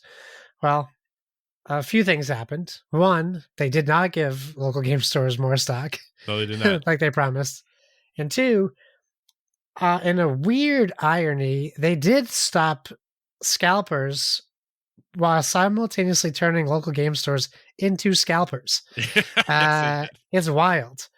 I don't know how it happened, but you would be considered a lucky person to walk into a local game shop and be able to buy anything Lorcana at MSRP. Yeah. Period. In fact, you would be lucky to get it at 2 times MSRP. That would be a bargain. Yes. The way it's been going, which is just I don't know how that makes me feel about a lot of things, but I don't know. Anyways, moving on from that. So now December 1st is going to be the big box release for this. So Targets, Walmarts, Best Buys, Barnes and Nobles, etc. And Ravensburger said they will put up pre-order on their website, which is funny because after the bungle of the first series, they just stopped selling Lorcana on their website. You couldn't even buy it. You can go to Ravensburger and buy any board game or puzzle they make, and them and Shop Disney will not sell. They don't sell any Lorcana after release. They never restocked on their websites. After like the first day, there was like a restock. But now if you go to Shop Disney, you can't even find the old Lorcana products. You can only see a flash page for the new set. So it's been a mess all over the place. So this was the other day. Pre-orders go up. I think it was Wednesday of last week. If you're listening, it was the Wednesday before Thanksgiving, not last week for you. And pre-orders are going to go up at 10 a.m. Eastern, or 10:30, but they started a queue at 10. So I was like, oh, I'll give it a shot. I don't think I can get in. I don't have high expectations, but I'll try. And I was at work, so I had it up on my phone, and then I was like, oh, I'll put it on my work computer too, just to get another tab open, right? So I have my tab open on my computer, completely forget about that. The 10:30 deadline comes and goes. It's now 10:45. It still says less than 1 minute remaining. And then they change it. Then it says an hour remaining. And it's like 11:30 now, or 11:45 or whatever. So I'm like, okay, great, waiting. And then at work, we have we lost another guy. So we were doing a farewell dinner, a lunch. So we had to go to lunch out of the building. So I'm like, oh, great. So I have my phone on the dinner table, and one of my coworkers looks and he's like, what is that? I was like, I'm just trying to get this game, and I'm in a queue. And they're like, oh, okay. So like that queue gets pushed back again. It's like 12:30 now, and the queue opens, and it tells me I have 55,603 people ahead of me. And I'm like, oh no, I don't think I'm getting through. So I left it up, and then while waiting, like 20 minutes, the whole thing crashed. Just Excellent. everyone got like white paged. And it was like, and that's not uncommon for things with like big queues. Right. Like sometimes the server crashes. And then I just refreshed a few times to pop back up, but still, then it was like, hey, we're experiencing a problem. We'll alert you to when we're back up for pre-orders. They didn't even give a time at this point. Mm-hmm. So I get back to work around 2, and that thing is still up. That thing that's saying like, hey, we'll get back to you. So I like occasionally refresh my phone, and then I get it. Finally, it pops back up. There are 85,000 people ahead of you. I was like, all right, this is all right. I give up. So I finish the work I'm doing. I walk back to my desk. I sit down, and I'm like, oh wait, I have a window open still. I click my window. It's there. It says there are 17 people ahead of you. And I was like, whoa. Quick, get out the wallet. So I get through. They give you 20 minutes to do your order. I get my order through. I have to refresh it at the payment screen because it goes back to the error screen. I got pretty panicked. The order went through just fine. And then I was like, great, no problem. Get home, pop up on Reddit, and I see they shut down all things. And luckily, I got my confirmation email and my order number, so I knew I was getting mine. But a lot of people also were charged like 3 times because they kept trying to submit it, and then they were saying that they're not getting any response back for refunds. I'm sure they so they spent like thousands of dollars to try to get as much as they could 4 or 5 times. So the Ravensburger Post on it saying that they were hit by a DDoS attack, which, color me skeptical, especially when you said your pre-order is going live at 10:30, and there clearly wasn't a DDoS attack then. So when did this happen? Why? I'll give them the benefit of the doubt, I guess, but it just seems fishy based off of how bad the whole morning went for them and the past launch has gone for them. But after they posted an update, QFair, the company who handles their queuing, also had not only responded, but had said that it is, quote, the most aggressive DDoS attack that they have ever seen, that we have seen, unquote. So, and that the architecture was built to handle 25 times the number of human beings that joined Monday. So if there was like 85,000 people ahead of me at one point, they were set up to support 25 times that many people. That's a big support system. They also claim that their network level bot protections successfully thwarted over 95% of the almost 5 million bot traffic requests from reaching the service. That is an insane amount of bots. Yes. People want their Lorcana. Yes. That being said, it was bungled again. Ravensburger is the butt of the joke for Lorcana. I see a lot of people coming, PAX Unplugged is coming up, and I see a lot of people already chatting, trying to see if they're going to be able to get it at PAX Unplugged. I just want to respond like, get in line 2 days early. Yeah, no kidding. But yeah, I mean, I think we talked about it before, but I don't think in my recent memory that I can think of a launch for anything that has been messed up this much. Never mind the second release of the same product. Yeah, it really is kind of, you do wonder like how many more chances are they going to get at this, right? Like they have, whether through not recognizing how big it was going to be or through what seems like poor planning, really, I think diminished people's excitement about this product, which is really unfortunate.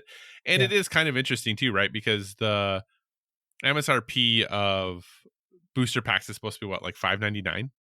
Yeah, it's like $5.99, $6.99, and it's like $144 for a box. Yeah, and like, you have like Star City Games, who is a, quote unquote reputable, like, collectible card game site, selling booster packs for $15 a pop and booster boxes for $2.75. Miniature Market was selling boxes for $2.40. And then I just was like, I wasn't even gonna buy from you guys Right. But I was a past customer. I was like, you guys are better than this, and I'm not a supporter of miniature market anymore.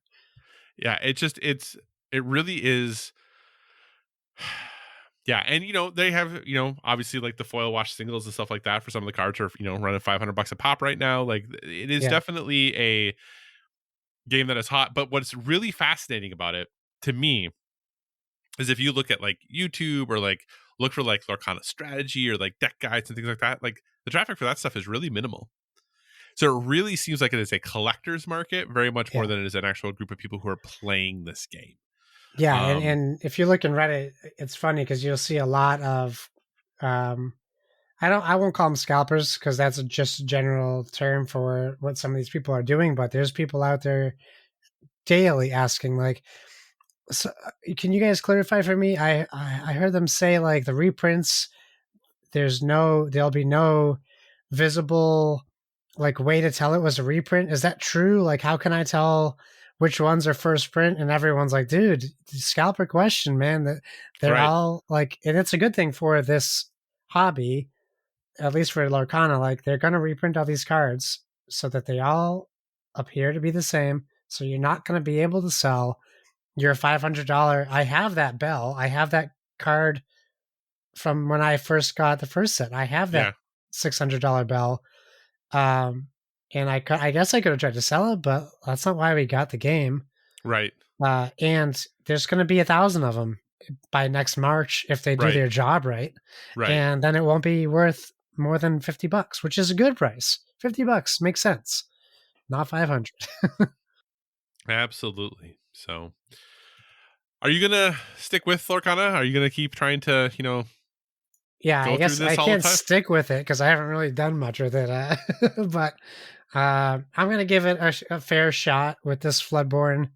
I'm like arguably less interested in this set, like the Mm-hmm. whole theming of it.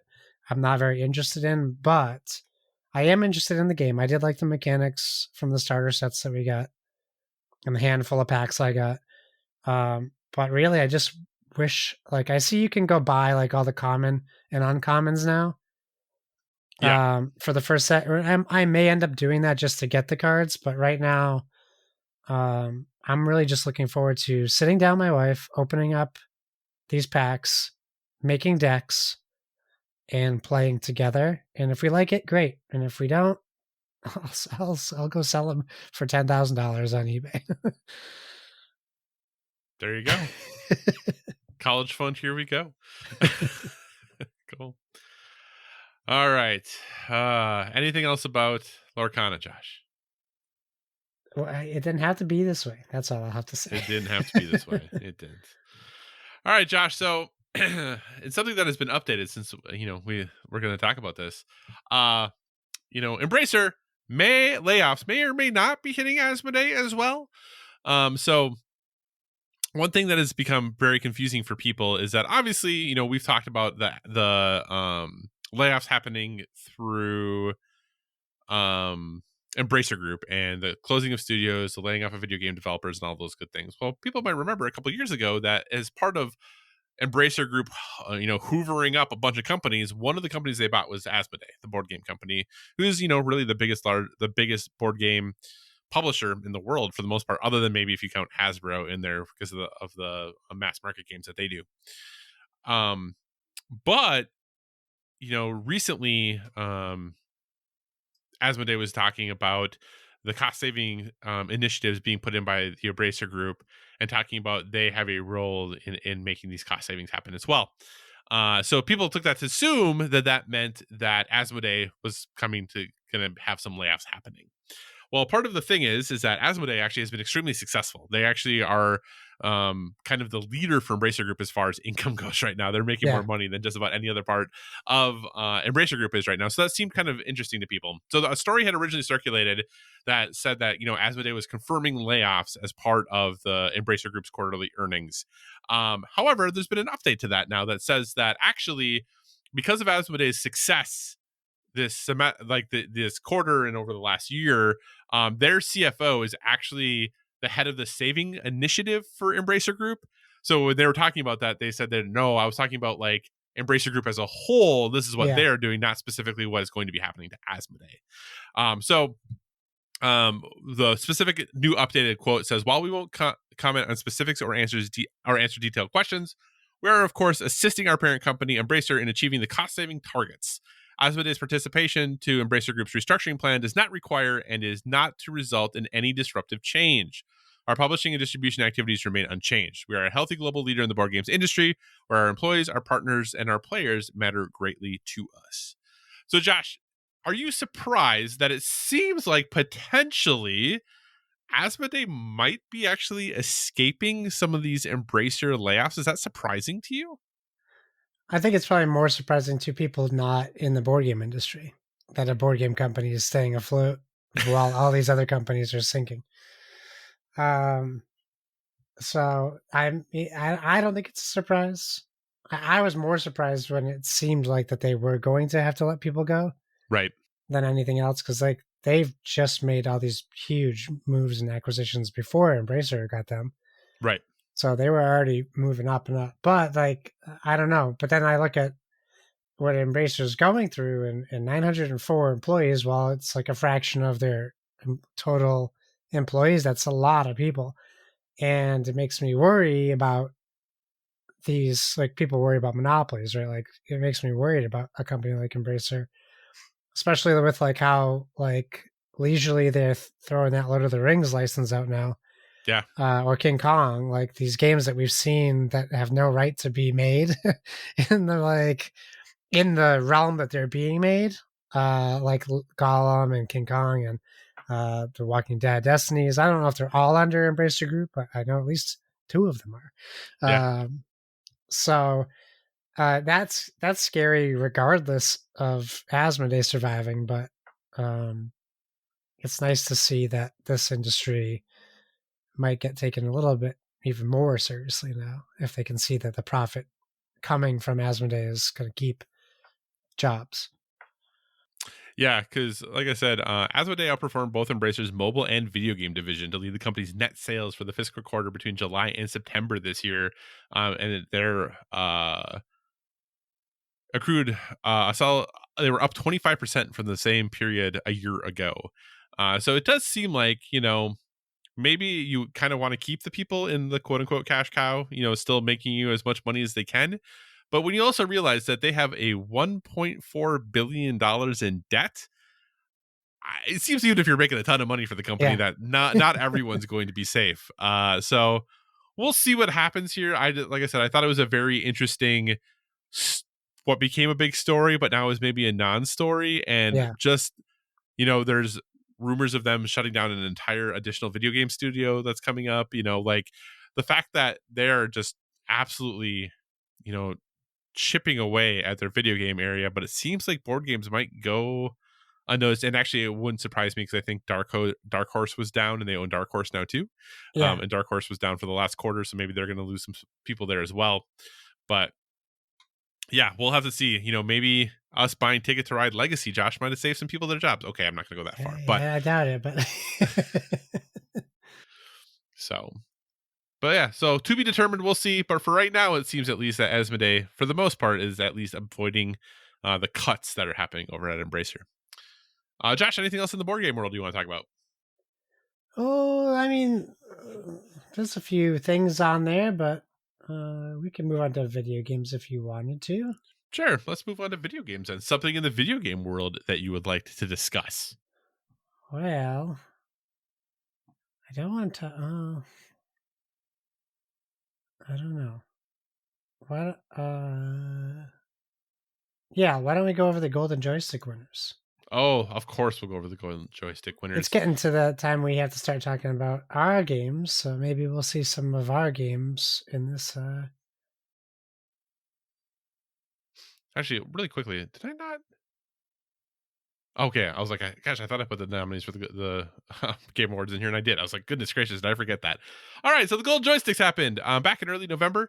So the Golden Joysticks were held. They have a whole boatload of categories that they like to go through. So I'll kind of peel through these, and then Josh, if there's something you want to talk about, Yeah. let me know. So best storytelling went to Baldur's Gate 3. Makes sense. Still Playing Award, No Man's Sky. Yeah. Best Visual Design, Baldur's Gate 3. That's Cool. that's a weird one. I For visual mean, design? it looks good, but it's up against Street Fighter, Lies of P, Viewfinder, Hi-Fi Rush, Starfield. Like, I know that Baldur's Gate can be pretty, but is it the best visual design out of all those games? Well, and when I think about for better for worse, and I know some people would be really mad at me for saying this. Well, I think Baldur's Gate 3 looks good. Yeah. I think it doesn't look that drastically different from other CRPGs to me. Yeah, or maybe every other Baldur's Gate. Yeah, yeah. Maybe I'm not that well versed enough, but like all those other games you listed to me are far more interesting in their visual design I than agree Baldur's with Gate you. 3 is.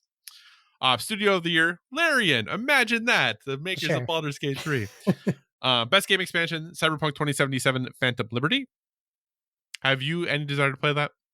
Yeah, I do. I just have a desire to find the time. Gotcha. I hear you there. Because basically everything says that you basically should start the whole game over because of all the improvements from the patches. Yeah. Oh, excuse me. Best indie game, Sea of Stars. Baloney. Dave the Diver should have won. Oh, wow. We'll talk about that. Best VR game, Horizon Call of the Mountain. Sure. Yeah, who played that game? Best multiplayer game, Mortal Kombat 1. What a surprise. I did not see that winning multiplayer, but I'm glad it won something. Yeah, they must have enough $10 fatality microtransactions to get the win. Best audio, Final Fantasy 16. Yeah, great. Yeah, that's pretty cool. Best game trailer, Cyberpunk 2077 Phantom Liberty. Sure. I guess. Like, I don't like that that's a category. Yeah. Best streaming game, Valorant. Sure. Who plays Valorant? A lot of PC people. I thought they all play Counter-Strike. Or Valorant, one of the two. But now it's Counter-Strike 2. Yeah. Okay, best game community, Baldur's Gate 3. Oh, sure. I guess I'll take their word for it. Best gaming hardware, PSVR 2. No. Breakthrough Award, Cocoon from Geometric Interactive. Yeah, that's the only nominee. Congratulations, Cocoon. Critics' Choice Award, Alan Wake 2. Yeah, only nominee. Congratulations. Best lead performer, Ben Starr from Final Fantasy 16. I guess. I mean, over Yuri? Really? Over Cameron Monaghan? I don't know. Sorry, Ben. I will say that I don't know you, but you don't deserve it. I think Ben Starr. Ben Starr from from an online personality, I think is hilarious. But okay. Well, I'll have to look him up. Okay. Best supporting performer, Neil Newbon, Astarion, Baldur's Gate 3. Astarion, Baldur's Gate 3. Seem good? I didn't know Laura Bailey was Mary Jane. Oh, that's cool. Yeah. No, he shouldn't have won. It should have been any of these other people. Okay. We're so good at this, Josh. We should just be critics. Nintendo Game of the Year, The Legend of Zelda, Tears of the Kingdom. The most shocking award winner of the whole thing. PC Game of the Year, Baldur's Gate 3. Yeah, also shocking, yeah. Xbox Game of the Year, Starfield. I kind of disagree. I think it's like Hi-Fi Rush. I would tend to agree with you there. PlayStation Game of the Year, Resident Evil 4. That's a weird choice out of all of those. I still because that's a Nintendo game. Most Wanted Game, Final Fantasy VII Rebirth. I mean, it's not mine, but I get it. Yeah. And the Ugodi, Baldur's Gate 3. Oh wow, people are gonna be mad. Are they? That Tears of the Kingdom didn't win? I mean, I feel like everyone's pretty set on Baldur's Gate 3 being the ultimate game of the year at this point. Oh yeah. I don't disagree. I mean, that it's better than Tears of the Kingdom, but I don't know. Josh, do I have to play Baldur's Gate 3? Is that what we're getting to here? Do you have to play it? I think you should experience it. If there was some way that you could play my Steam version without having to spend $70, we can do the family view. I think you can play it. Will your PC run Baldur's Gate 3? I don't know if my current potato will. That's a good question. It's a very good question. Oh man. So Josh, overall thoughts on the Golden Joysticks? Hey, I like that they exist. Even if you're going to talk crap about them for always making the wrong things? Well, I mean, who's really voting? I guess I don't know who I'm talking crap about. Technically, it might not be them. I mean, we've voted in the past years. We've We logged all in and know how the voted. gold. We all know how the Game Awards votes count. 0. Yeah. It's like viewer votes 1%. Jeff Keighley 98%. Now you're just spreading lies, Josh. That's not nice. That's not. It's just misinformation. It's not necessarily a lie. I could be right. But you're not. So it is a lie. I could be right on the nose. But you're not. You're not. You know you're not. All right. Well, speaking of the Game Awards, then let's go on and let's talk about the Game Awards and the nominees for that. We'll start and we'll go through. We're going to skip a whole bunch of them just because. Yeah. I'm going to start at the bottom, work my way No, up. just like they do. We'll skip a whole bunch of them. Yeah, just exactly. Like It's just like the award show. So we'll start with, the most anticipated game, Final Fantasy VII Rebirth, Hades 2, Like a Dragon Infinite Wealth, Star Wars Outlaws, Tekken 8. Josh, what's jumping out to you for most anticipated game for the Game Awards? I mean, I really want to be excited for Star Wars Outlaws. I really hope it's what it looks like it's going to be. Yeah. So I think I'm most anticipating that and Hades 2. I think I'm like a tie, but I already know what I'm getting with Hades. Mm-hmm. So as far as like gameplay goes, so I'm really excited to see what happens with Outlaws. Gotcha. Yeah, I think from those, I think Hades 2 is probably my most anticipated. But we'll see. I could learn to like any of those, but yeah, I think Hades 2 is definitely my most anticipated. Yeah. Josh, best adaptation, Castlevania Nocturne, Gran Turismo, The Last of Us, the Super Mario Brothers movie, and Twisted Metal. Now, I do want to take umbrage with this list from Game Informer because best adaptation just says Gran Turismo. It does not say Gran Turismo : based on a true story, which is the full title of so said they movie. mistitled it. So anyway, Josh, of those, what is your best adaptation winner? Well, I'll tell you what. I did watch 2 to 3 episodes of Twisted Metal. And it was fine. Better than I thought it was going to be. Yeah. I think I would have to go with The Last of Us, but I've heard great things about Castlevania. Yeah, I would also go with The Last of Us in this scenario as well. Best multiplayer presented by Discord. Baldur's Gate 3, Diablo 4, Party Animals, Street Fighter 6, Super Mario Brothers Wonder, which I've actively heard is not good multiplayer for more than 2 people. But Josh, best multiplayer from those. How did they not have Mortal Kombat 1 on here? They missed it. I don't know.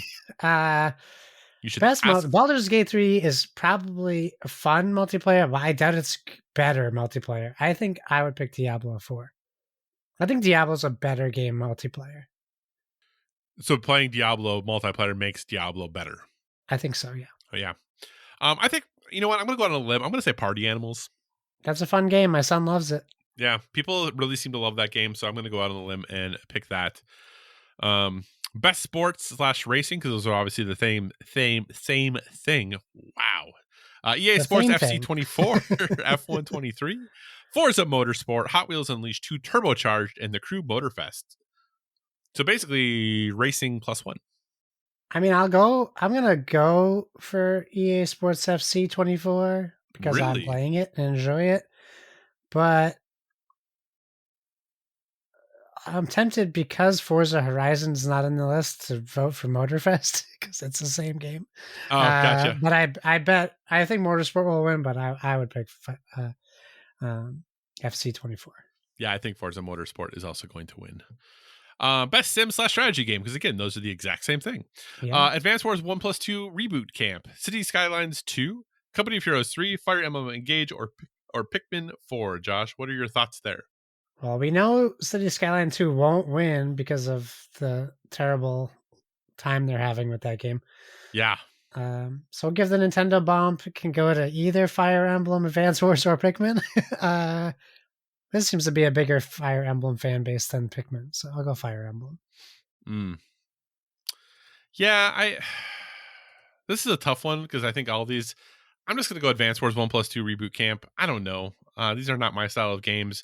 But maybe Pikmin 4. It's got a cute dog-like thing that might win, right? Yeah. Best family game: Disney Illusion Island, Party Animals, Pikmin 4, Sonic Superstars, or Super Mario Brothers Wonder. Don't sleep on Illusion Island. It's a very fun game, but Mario Brothers Wonder is going to win.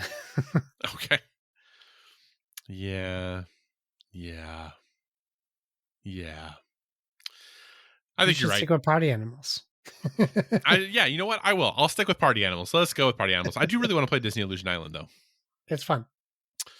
Best fighting game expert: God of Rock, Mortal Kombat 1, Nickelodeon All-Star Brawl 2, Pocket Bravery, or Street Fighter 6. Josh, I like how you call me a fighting game expert, and then you immediately name a fighting game I never heard of.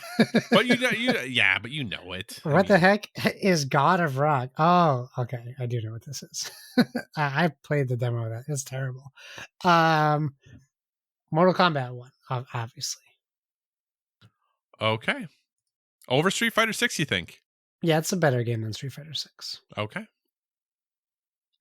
I'm gonna pick Mortal Kombat because it's the only one I've really put any time into. So they both have silly, not story game modes, so they're both equally bad in that regard as well. All right, best RPG: Baldur's Gate 3, Final Fantasy 16, Lies of P, Sea of Stars, and Starfield. Josh, what is the best? Gotta be Baldur's Gate. Although I gotta put some time into Sea of Stars. Yeah, I think Baldur's Gate 3, in theory, should win this. Yeah, I don't know. I feel like, do you think Lies of P belongs in this category? I don't think it belongs anywhere, really. It's a game that's just out there that I think everyone has like a general idea of, but nobody knows if it's good or not. I mean, I feel like people really like it. There's who are these people? I haven't seen anyone people talk on about the internet, it. Josh. The internet people like it. I think people who enjoy Souls-like games in general really seem to like Lies of P. They think it is the best of those games this year. So. I am a little spicy today because I had a zinger for that. People who enjoy Souls likes. I'll keep that one to myself. So best RPG, like I said, likely probably Baldur's Gate 3. I would personally love to see Sea of Stars win, but I think Baldur's Gate 3 gets it. Best action adventure: Alan Wake 2, Marvel Spider-Man 4, Resident Evil 4, Star Wars Jedi Survivor. Hey, remember that game came out this year? And Legend of Zelda: Tears of the Kingdom. I liked it. I know you hate it, but I like it. I don't hate it. When did I ever say I hated that game? I'm just getting it going. This is Far Cry 4 all over again. Far Cry 5? I was like, that's not even the right Far Cry, Josh. I got to go with Spider-Man 2 on this one. Do you really think that's what's going to win? No, Tears of the Kingdom's going to win. Okay. So your vote would be Spider-Man 2, but you think Tears of the Kingdom will win. Sorry, yes. Yeah. Okay, I'm on the same with you there. I think I would pick Marvel Spider-Man 2, but I do think Tears of the Kingdom will win. So, best action game: Armored Core 6, Dead Island 2, Ghost Runner 2, Hi-Fi Rush, or Remnant 2. I know where you're going to pick, Mr. I Love Dead Island. Dude, that game is so fun. I would pick Hi-Fi Rush for me. I actually wouldn't be surprised to see Armored Core win this, though. There's so many Armored Core fans out there. Yeah, I think Armored Core is probably well, maybe the fact that Hi-Fi Rush actually is on here means to me that people didn't forget about it. So I could easily see it winning, and I think it deserves to. Yeah. You know, like I said, Dead Island 2 is fun, but I don't know if it's best action game. Like it might be if it was like most fun action game, maybe. But yeah, I think Hi-Fi Rush has a really strong chance here. We're just gonna skip VR AR because who cares? Best mobile we're gonna skip. Best debut indie: Cocoon, Dredge, Pizza Tower, Venba, or Viewfinder. So they put Terra Nil under best mobile game? Yeah. What? Is that mobile? I could be playing that on my phone. Why would you want to play that game it's on your Apple phone? Arcade, I'm pretty positive. It's gotta be so unwieldy on a phone. There's so much to do. It's like playing an RTS game on your phone. Sorry, that just really caught me off guard. I just kind of glanced at it real quick.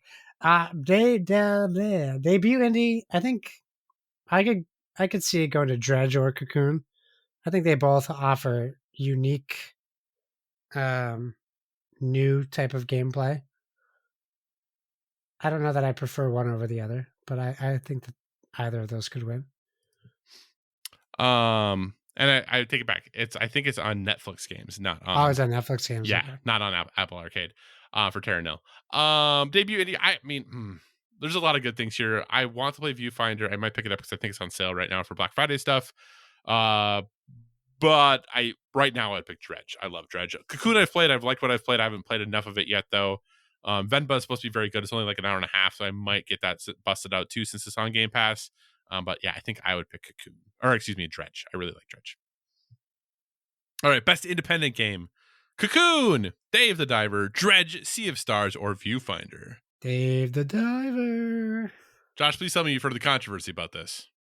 Oh boy. Is it because it was in early access last year? Nope. Oh. Josh, who makes Dave the Diver? Oh no. Is it somebody bad? Is it like Harvey Weinstein or something? It's not bad like that, no. What's the controversy? So the controversy about Dave the Diver, Josh, is the game is developed and published by Mint Rocket. But do you know who owns Mint Rocket? Is it Harvey Weinstein? No, it's Nexon. Nexon. Why do I know that name? Oh, because they're, a multi-billion-dollar corporation. Does that make them inherently bad? No, but does that make Dave the Diver an independent game when it is owned by a company that is a multi-billion-dollar corporation? I suppose that is fair. That's fair criticism. But it's made by an indie studio, right? No, it's funded completely by them. The company that Nexon? made it is owned by Nexon. Yeah. Bummer. Well, it's still a great game. So Nexon, their I don't know, like their games are definitely much bigger in South Korea and Asia than they are here. But Maple Story is like their big thing. Yes. Okay, I know what you're talking about now. Yeah. Yeah. So Nexon owns. Is that what today was? A bunch of YouTube videos popped up for new game previews. Maybe. For NC stuff. Sorry, never mind. Yeah. So that's like the big thing, they're that's where the controversy is coming in. It's like, is that actually an indie game? Well, then let's pick Sea of Stars, but I still say play Dave the Diver. Yeah, just don't play it as an indie. Yep.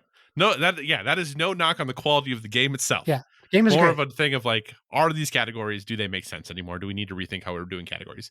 And Dredge is the one I'm probably farthest than Sea of Stars, so I probably would pick Sea of Stars.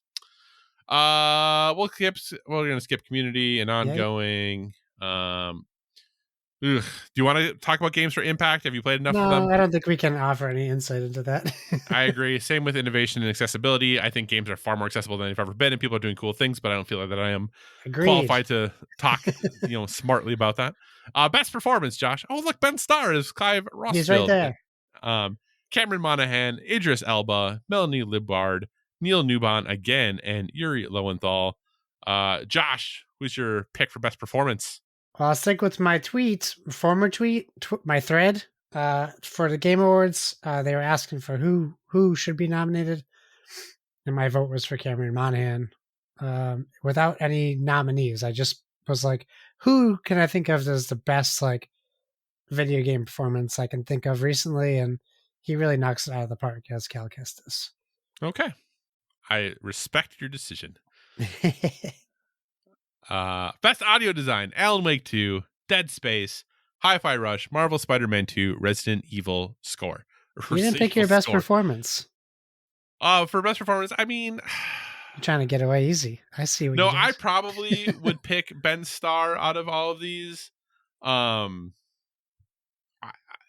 problem is I don't think my favorite performance of the year is nominated. So yeah, that's my big thing, because I would actually probably vote for Najee Cheater, who plays Miles Morales, over Yuri Lowenthal. Yeah, but that's me.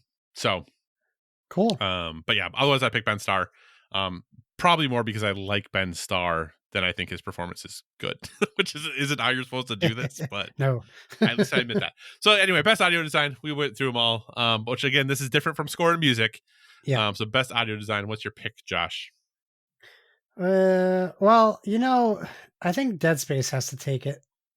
It would be between Dead Space and Alan Wake 2, but thinking of audio design, you really got to think of the background stuff and the creaks and the trips, and that's Dead Space's bread and butter, if you will. Yeah, I have Dead Space. I have the ability to play Dead Space remake, but I have not played it. So that I think probably should win. Though Hi-Fi Rush is up there, Alan Wake 2 is definitely up there as well. Yeah. But I think maybe Dead Space here.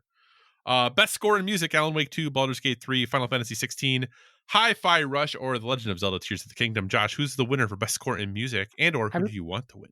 I think I'm comfortable giving it to Zelda on this one, because just It's kind of like Final Fantasy. Like just the music's always a hit on those games, and I really enjoy the music for Zelda.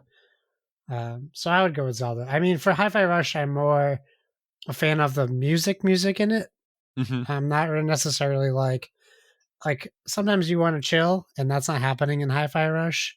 You can chill in Zelda, and probably also Final Fantasy, but I don't have experience with uh, 16 as much as I do with Tears of the Kingdom. Gotcha. Yeah, I mean, I would pick Final Fantasy 16. The music in that game is incredible. So, and had I played Tears of the Kingdom, maybe I would know. All right, best art direction: Alan Wake 2, Hi-Fi Rush, Lies of P, Super Mario Brothers Wonder, or Legend of Zelda: Tears of the Kingdom. I go Hi-Fi Rush on this one. Yeah, I think Hi-Fi Rush or Lies of P would be my vote here. Because even though I haven't played Lies of P, I think that there is a very clear art direction for that game. Sure. But I really think Hi-Fi Rush is such a looker that I would also go Hi-Fi Rush in this category. Lies of people who say they've played this game. Lies of P. Best narrative: Alan Wake 2, Baldur's Gate 3, Cyberpunk 2077, Phantom Liberty, Final Fantasy 16, or Marvel's Spider-Man 2. Josh, what say you for best narrative? Ooh, that's a tough one, I think. Spider-Man 2 is great, but I don't think like it's gonna fall into that comic booky cliche that people don't want to vote for it. Yeah. So I maybe between Baldur's Gate 3 and Alan Wake 2. I think I like the Alan Wake 2 setup more. It's clearer narrative than Baldur's Gate. Is it clearer? I don't know. Yeah, it is. If that sounds crazy, I know that sounds crazy to say, but I think it's a clearer narrative than Baldur's Gate. Yeah, I think this is going to come down to Baldur's Gate 3 or Alan Wake 2, and for me, I would pick Alan Wake 2 in this category from what I have played so far. So, best game direction, just a couple categories left here: Alan Wake 2, Baldur's Gate 3, Marvel's Spider-Man 2, Super Mario Brothers Wonder, or Legend of Zelda: Tears of the Kingdom. Best game direction, Josh. Again, with Baldur's Gate 3 being so open, Mm-hmm. There's obviously a lot of game direction going on there to keep you on their rails-ish kind of thing. Yeah. But there's also times in Baldur's Gate 3 where I've gone to go do something and I had killed that person and I can't do it. So the game direction failed me there a little bit. I think a more linear thing, like I think Spider-Man 2 would probably get my vote for game direction. See, I'm actually going to pick Alan Wake 2 in this case because I think if you were to tell someone, hey, like, I don't know, like playing Alan Wake 2 just feels like a Yeah, direct. I know what you mean. You know what I'm saying? It's just got Yes. that like feeling of being like a really like directed experience, and not like go here and do this, but like a very everything is very intentional and methodical and done in a very specific way. I mean, Sam Lake's in the game, for goodness sakes. You know what? I'm going to go ahead and say it. You all, for your auteurs, can keep Kojima. I'm all in on Sam Lake for my auteur. Whoa. Yeah. Boy, oh boy. So I'm going with Alan Wake 2. I did Best not game co-sign direction. that statement. That's fine. You don't need to co-sign on that statement. What You a can stay with statement. That's right. I'm keeping it. I'm keeping it. Hey, I applaud your whatever it is that was. Bravery. Well, let's see how well it holds up here. Game of the year, then, Josh. Alan Wake 2, Baldur's Gate 3, Marvel Spider-Man 2, Resident Evil 4, Super Mario Bros. Wonder, or The Legend of Zelda: Tears of the Kingdom. What say you, Josh? What is our game of the year this year? Okay, I'm not going to give mine if it's on this list, but I think what will win will be Tears of the Kingdom. I'll save that for our listeners. Gotcha. So what I think will win will be Baldur's Gate 3. I do think it's going to be between Tears of the Kingdom and Baldur's Gate 3. Good. Finally, someone put Nintendo in their place. I do think Baldur's Gate 3, though, is what's going to win. Yeah. We'll see. It would not surprise me at all if Tears of the Kingdom won, but I think Baldur's Gate 3 just was such a... But Tears of the Kingdom, I think people expected to be good. Yes. And while I think people like anticipated Baldur's Gate 3 could be good, I think it was way better than they anticipated it was going to be. So I think that in of itself is like, for better or for worse, like when you release a Breath of the Wild and then you release a follow-up, which is basically as good, everyone's like, oh, all right, you already did it. Yeah. And granted, Larian's done great games with our Divinity games. People really like those. But I think Baldur's Gate really has like both stepped up the quality to another level and also expanded the reach of like who's playing it. And I think as a result, Baldur's Gate 3 will win. Do you think these are the right 6 games to be in the Game of the Year category? Kyle, I'll be honest with you. If it wasn't for this list, I probably wouldn't remember half of these games came out this year. Sure, yeah, I hear So you there. I'm okay with it. I don't have there's nothing glaring that I feel like they missed. But I also could be forgetting a game I played 6 months ago. So it's also possible that I will eat those words. I hear you there. All right, Josh. Well, with that, then, before we kind of wrap things up, obviously next month will be December. It'll be our final episode of the year. And in that, obviously, we'll talk about our favorite games of the year. So, Josh, as we kind of set our sights on December, what are things on your to play list? What are things you want to still make sure you get time to go to? What are those last things that you want to make sure you have a chance to play more before we have to talk about our favorite games of the year? Yeah, I got to play more Alan Wake 2 for sure. I got to find some time to do that. I don't think Cyberpunk's in the cards for this year. Mm-hmm. But it is what it is. I am just looking back through this list because I'm like, I want to play more Final Fantasy so I can get a good opinion on that game.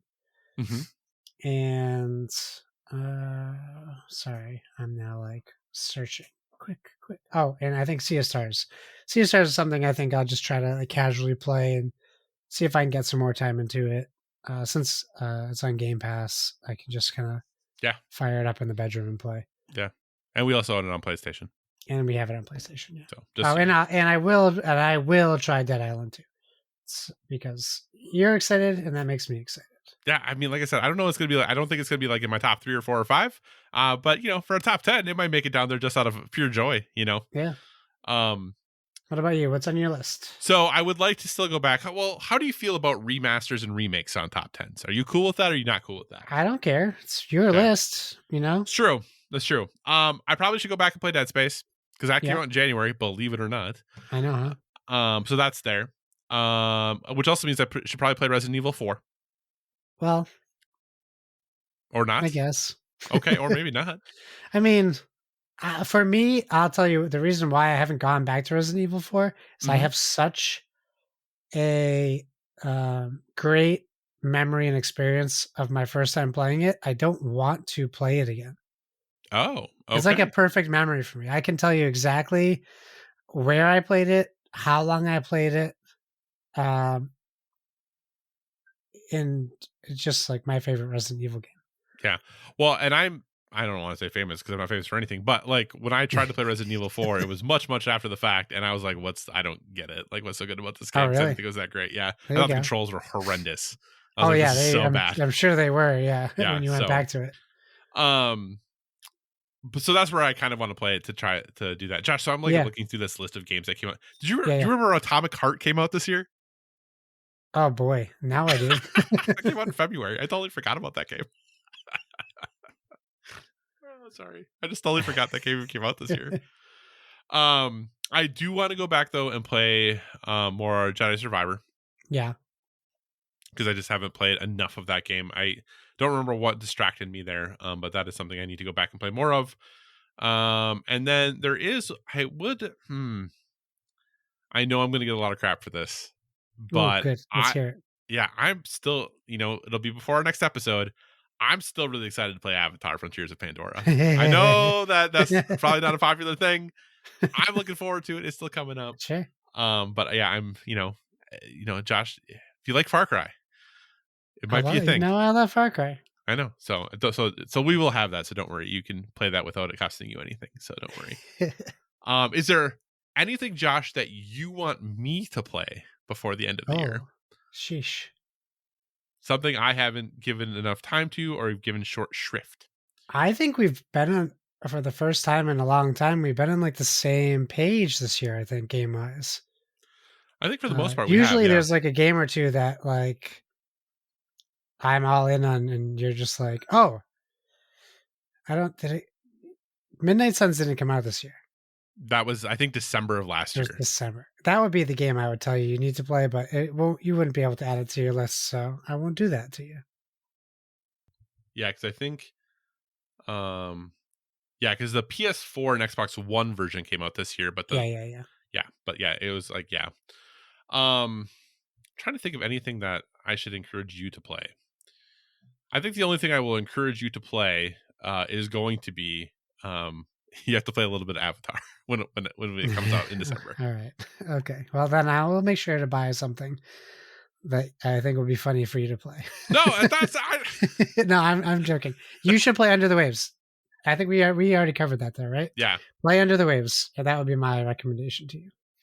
Under the Waves. Okay. It's on our Xbox. It's on our Xboxes. Okay, cool. All right, Josh, with that then, it's over 2 hours. Let's move towards wrapping this show up. So we're going to move on to our recommendations for a well-rounded life. Obviously, we're a gaming podcast, but we want to give you one other thing that we're currently into that's helping us live that balanced life. Josh, what is your recommendation for our listeners this month? My recommendation is a show called Monarch, Legacy of Monsters. It's on Apple TV. It is a weekly episodic TV show about the creation of the company Monarch, who essentially created, or, well, I should say that. They did not create Godzilla, but they are a company who we don't know yet. We don't know what their involvement is, but it's about this company and it's about people. It takes place in between two different time periods so far, the 70s and I would say more current times, like 2015 to now. It stars Kurt Russell. It stars Kurt Russell's son, who is playing Kurt Russell in the 1970s. Oh, that's funny. Which is very cool. There's some John Goodman in it. There's some actors that you will recognize from other TV shows, like, that person from That Thing person.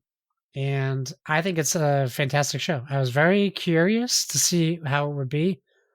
And I think they're doing a great job. It's a pretty good drama style show with, probably less monsters than you think, but it's more about the mystery, the X-Files of it all, that kind of stuff. So I think it's really good. I'm really enjoying it. The acting's very good.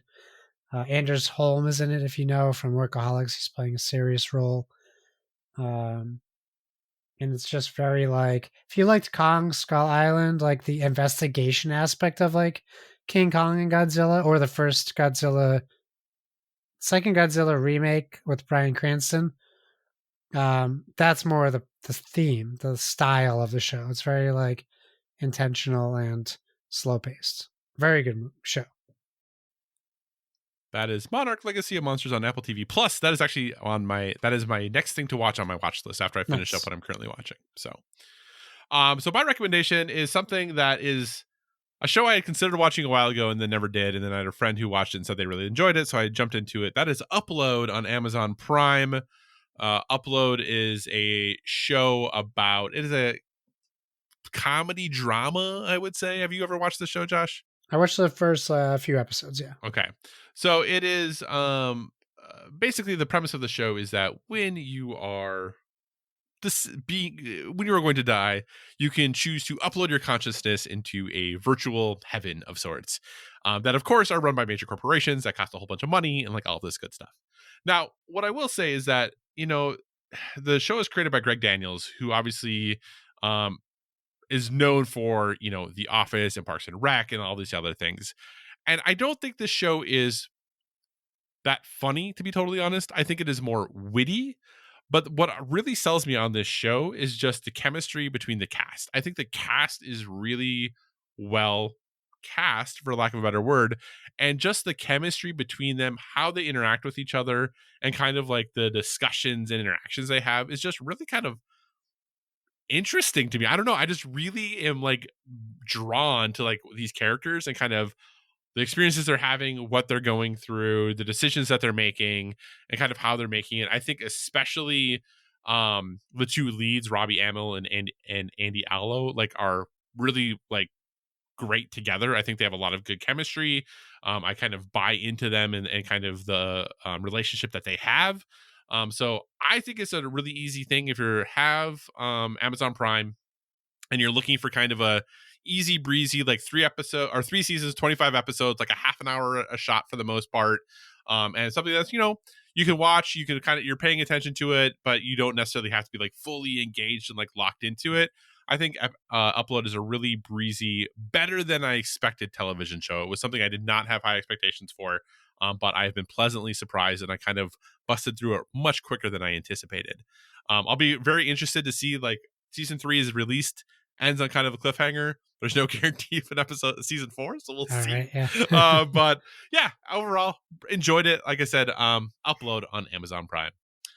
Josh, what do you say we wrap this show up? Let's do it. Thanks for joining us, everyone. In addition to finding us on Twitter and Instagram, oh boy, we got to change that to X, at Border3G. You can find us on Facebook at facebook.com/Border3G. So feel free to give us a 5-star rating over there. Also, if you want to communicate in the more long form or you're just not feeling social media, please feel free to email us at border3g@gmail.com. We tag our stuff with hashtag Border3G, so feel free to use that hashtag as well on all your social medias so we can see what you're up to and whatever podcast service you're listening to us on. We encourage you to give us a stellar rating. That is whether you're downloading us from the Dice Tower Network feed or our very own standalone Bored with Video Games feed. You can find me at Xbox Live, PlayStation Network, Steam, etc. at Why So Serious, SIRRIUS. Kyle, where can the people find you? So you can find me on all the usual places: Twitter, Instagram, PlayStation Network, Xbox Live, Board Game Geek, all at Psychocross, CYCOCROSS. As always, if you have suggestions for future topics, be sure to reach out to us on the social media because we want to talk about what you want to hear about.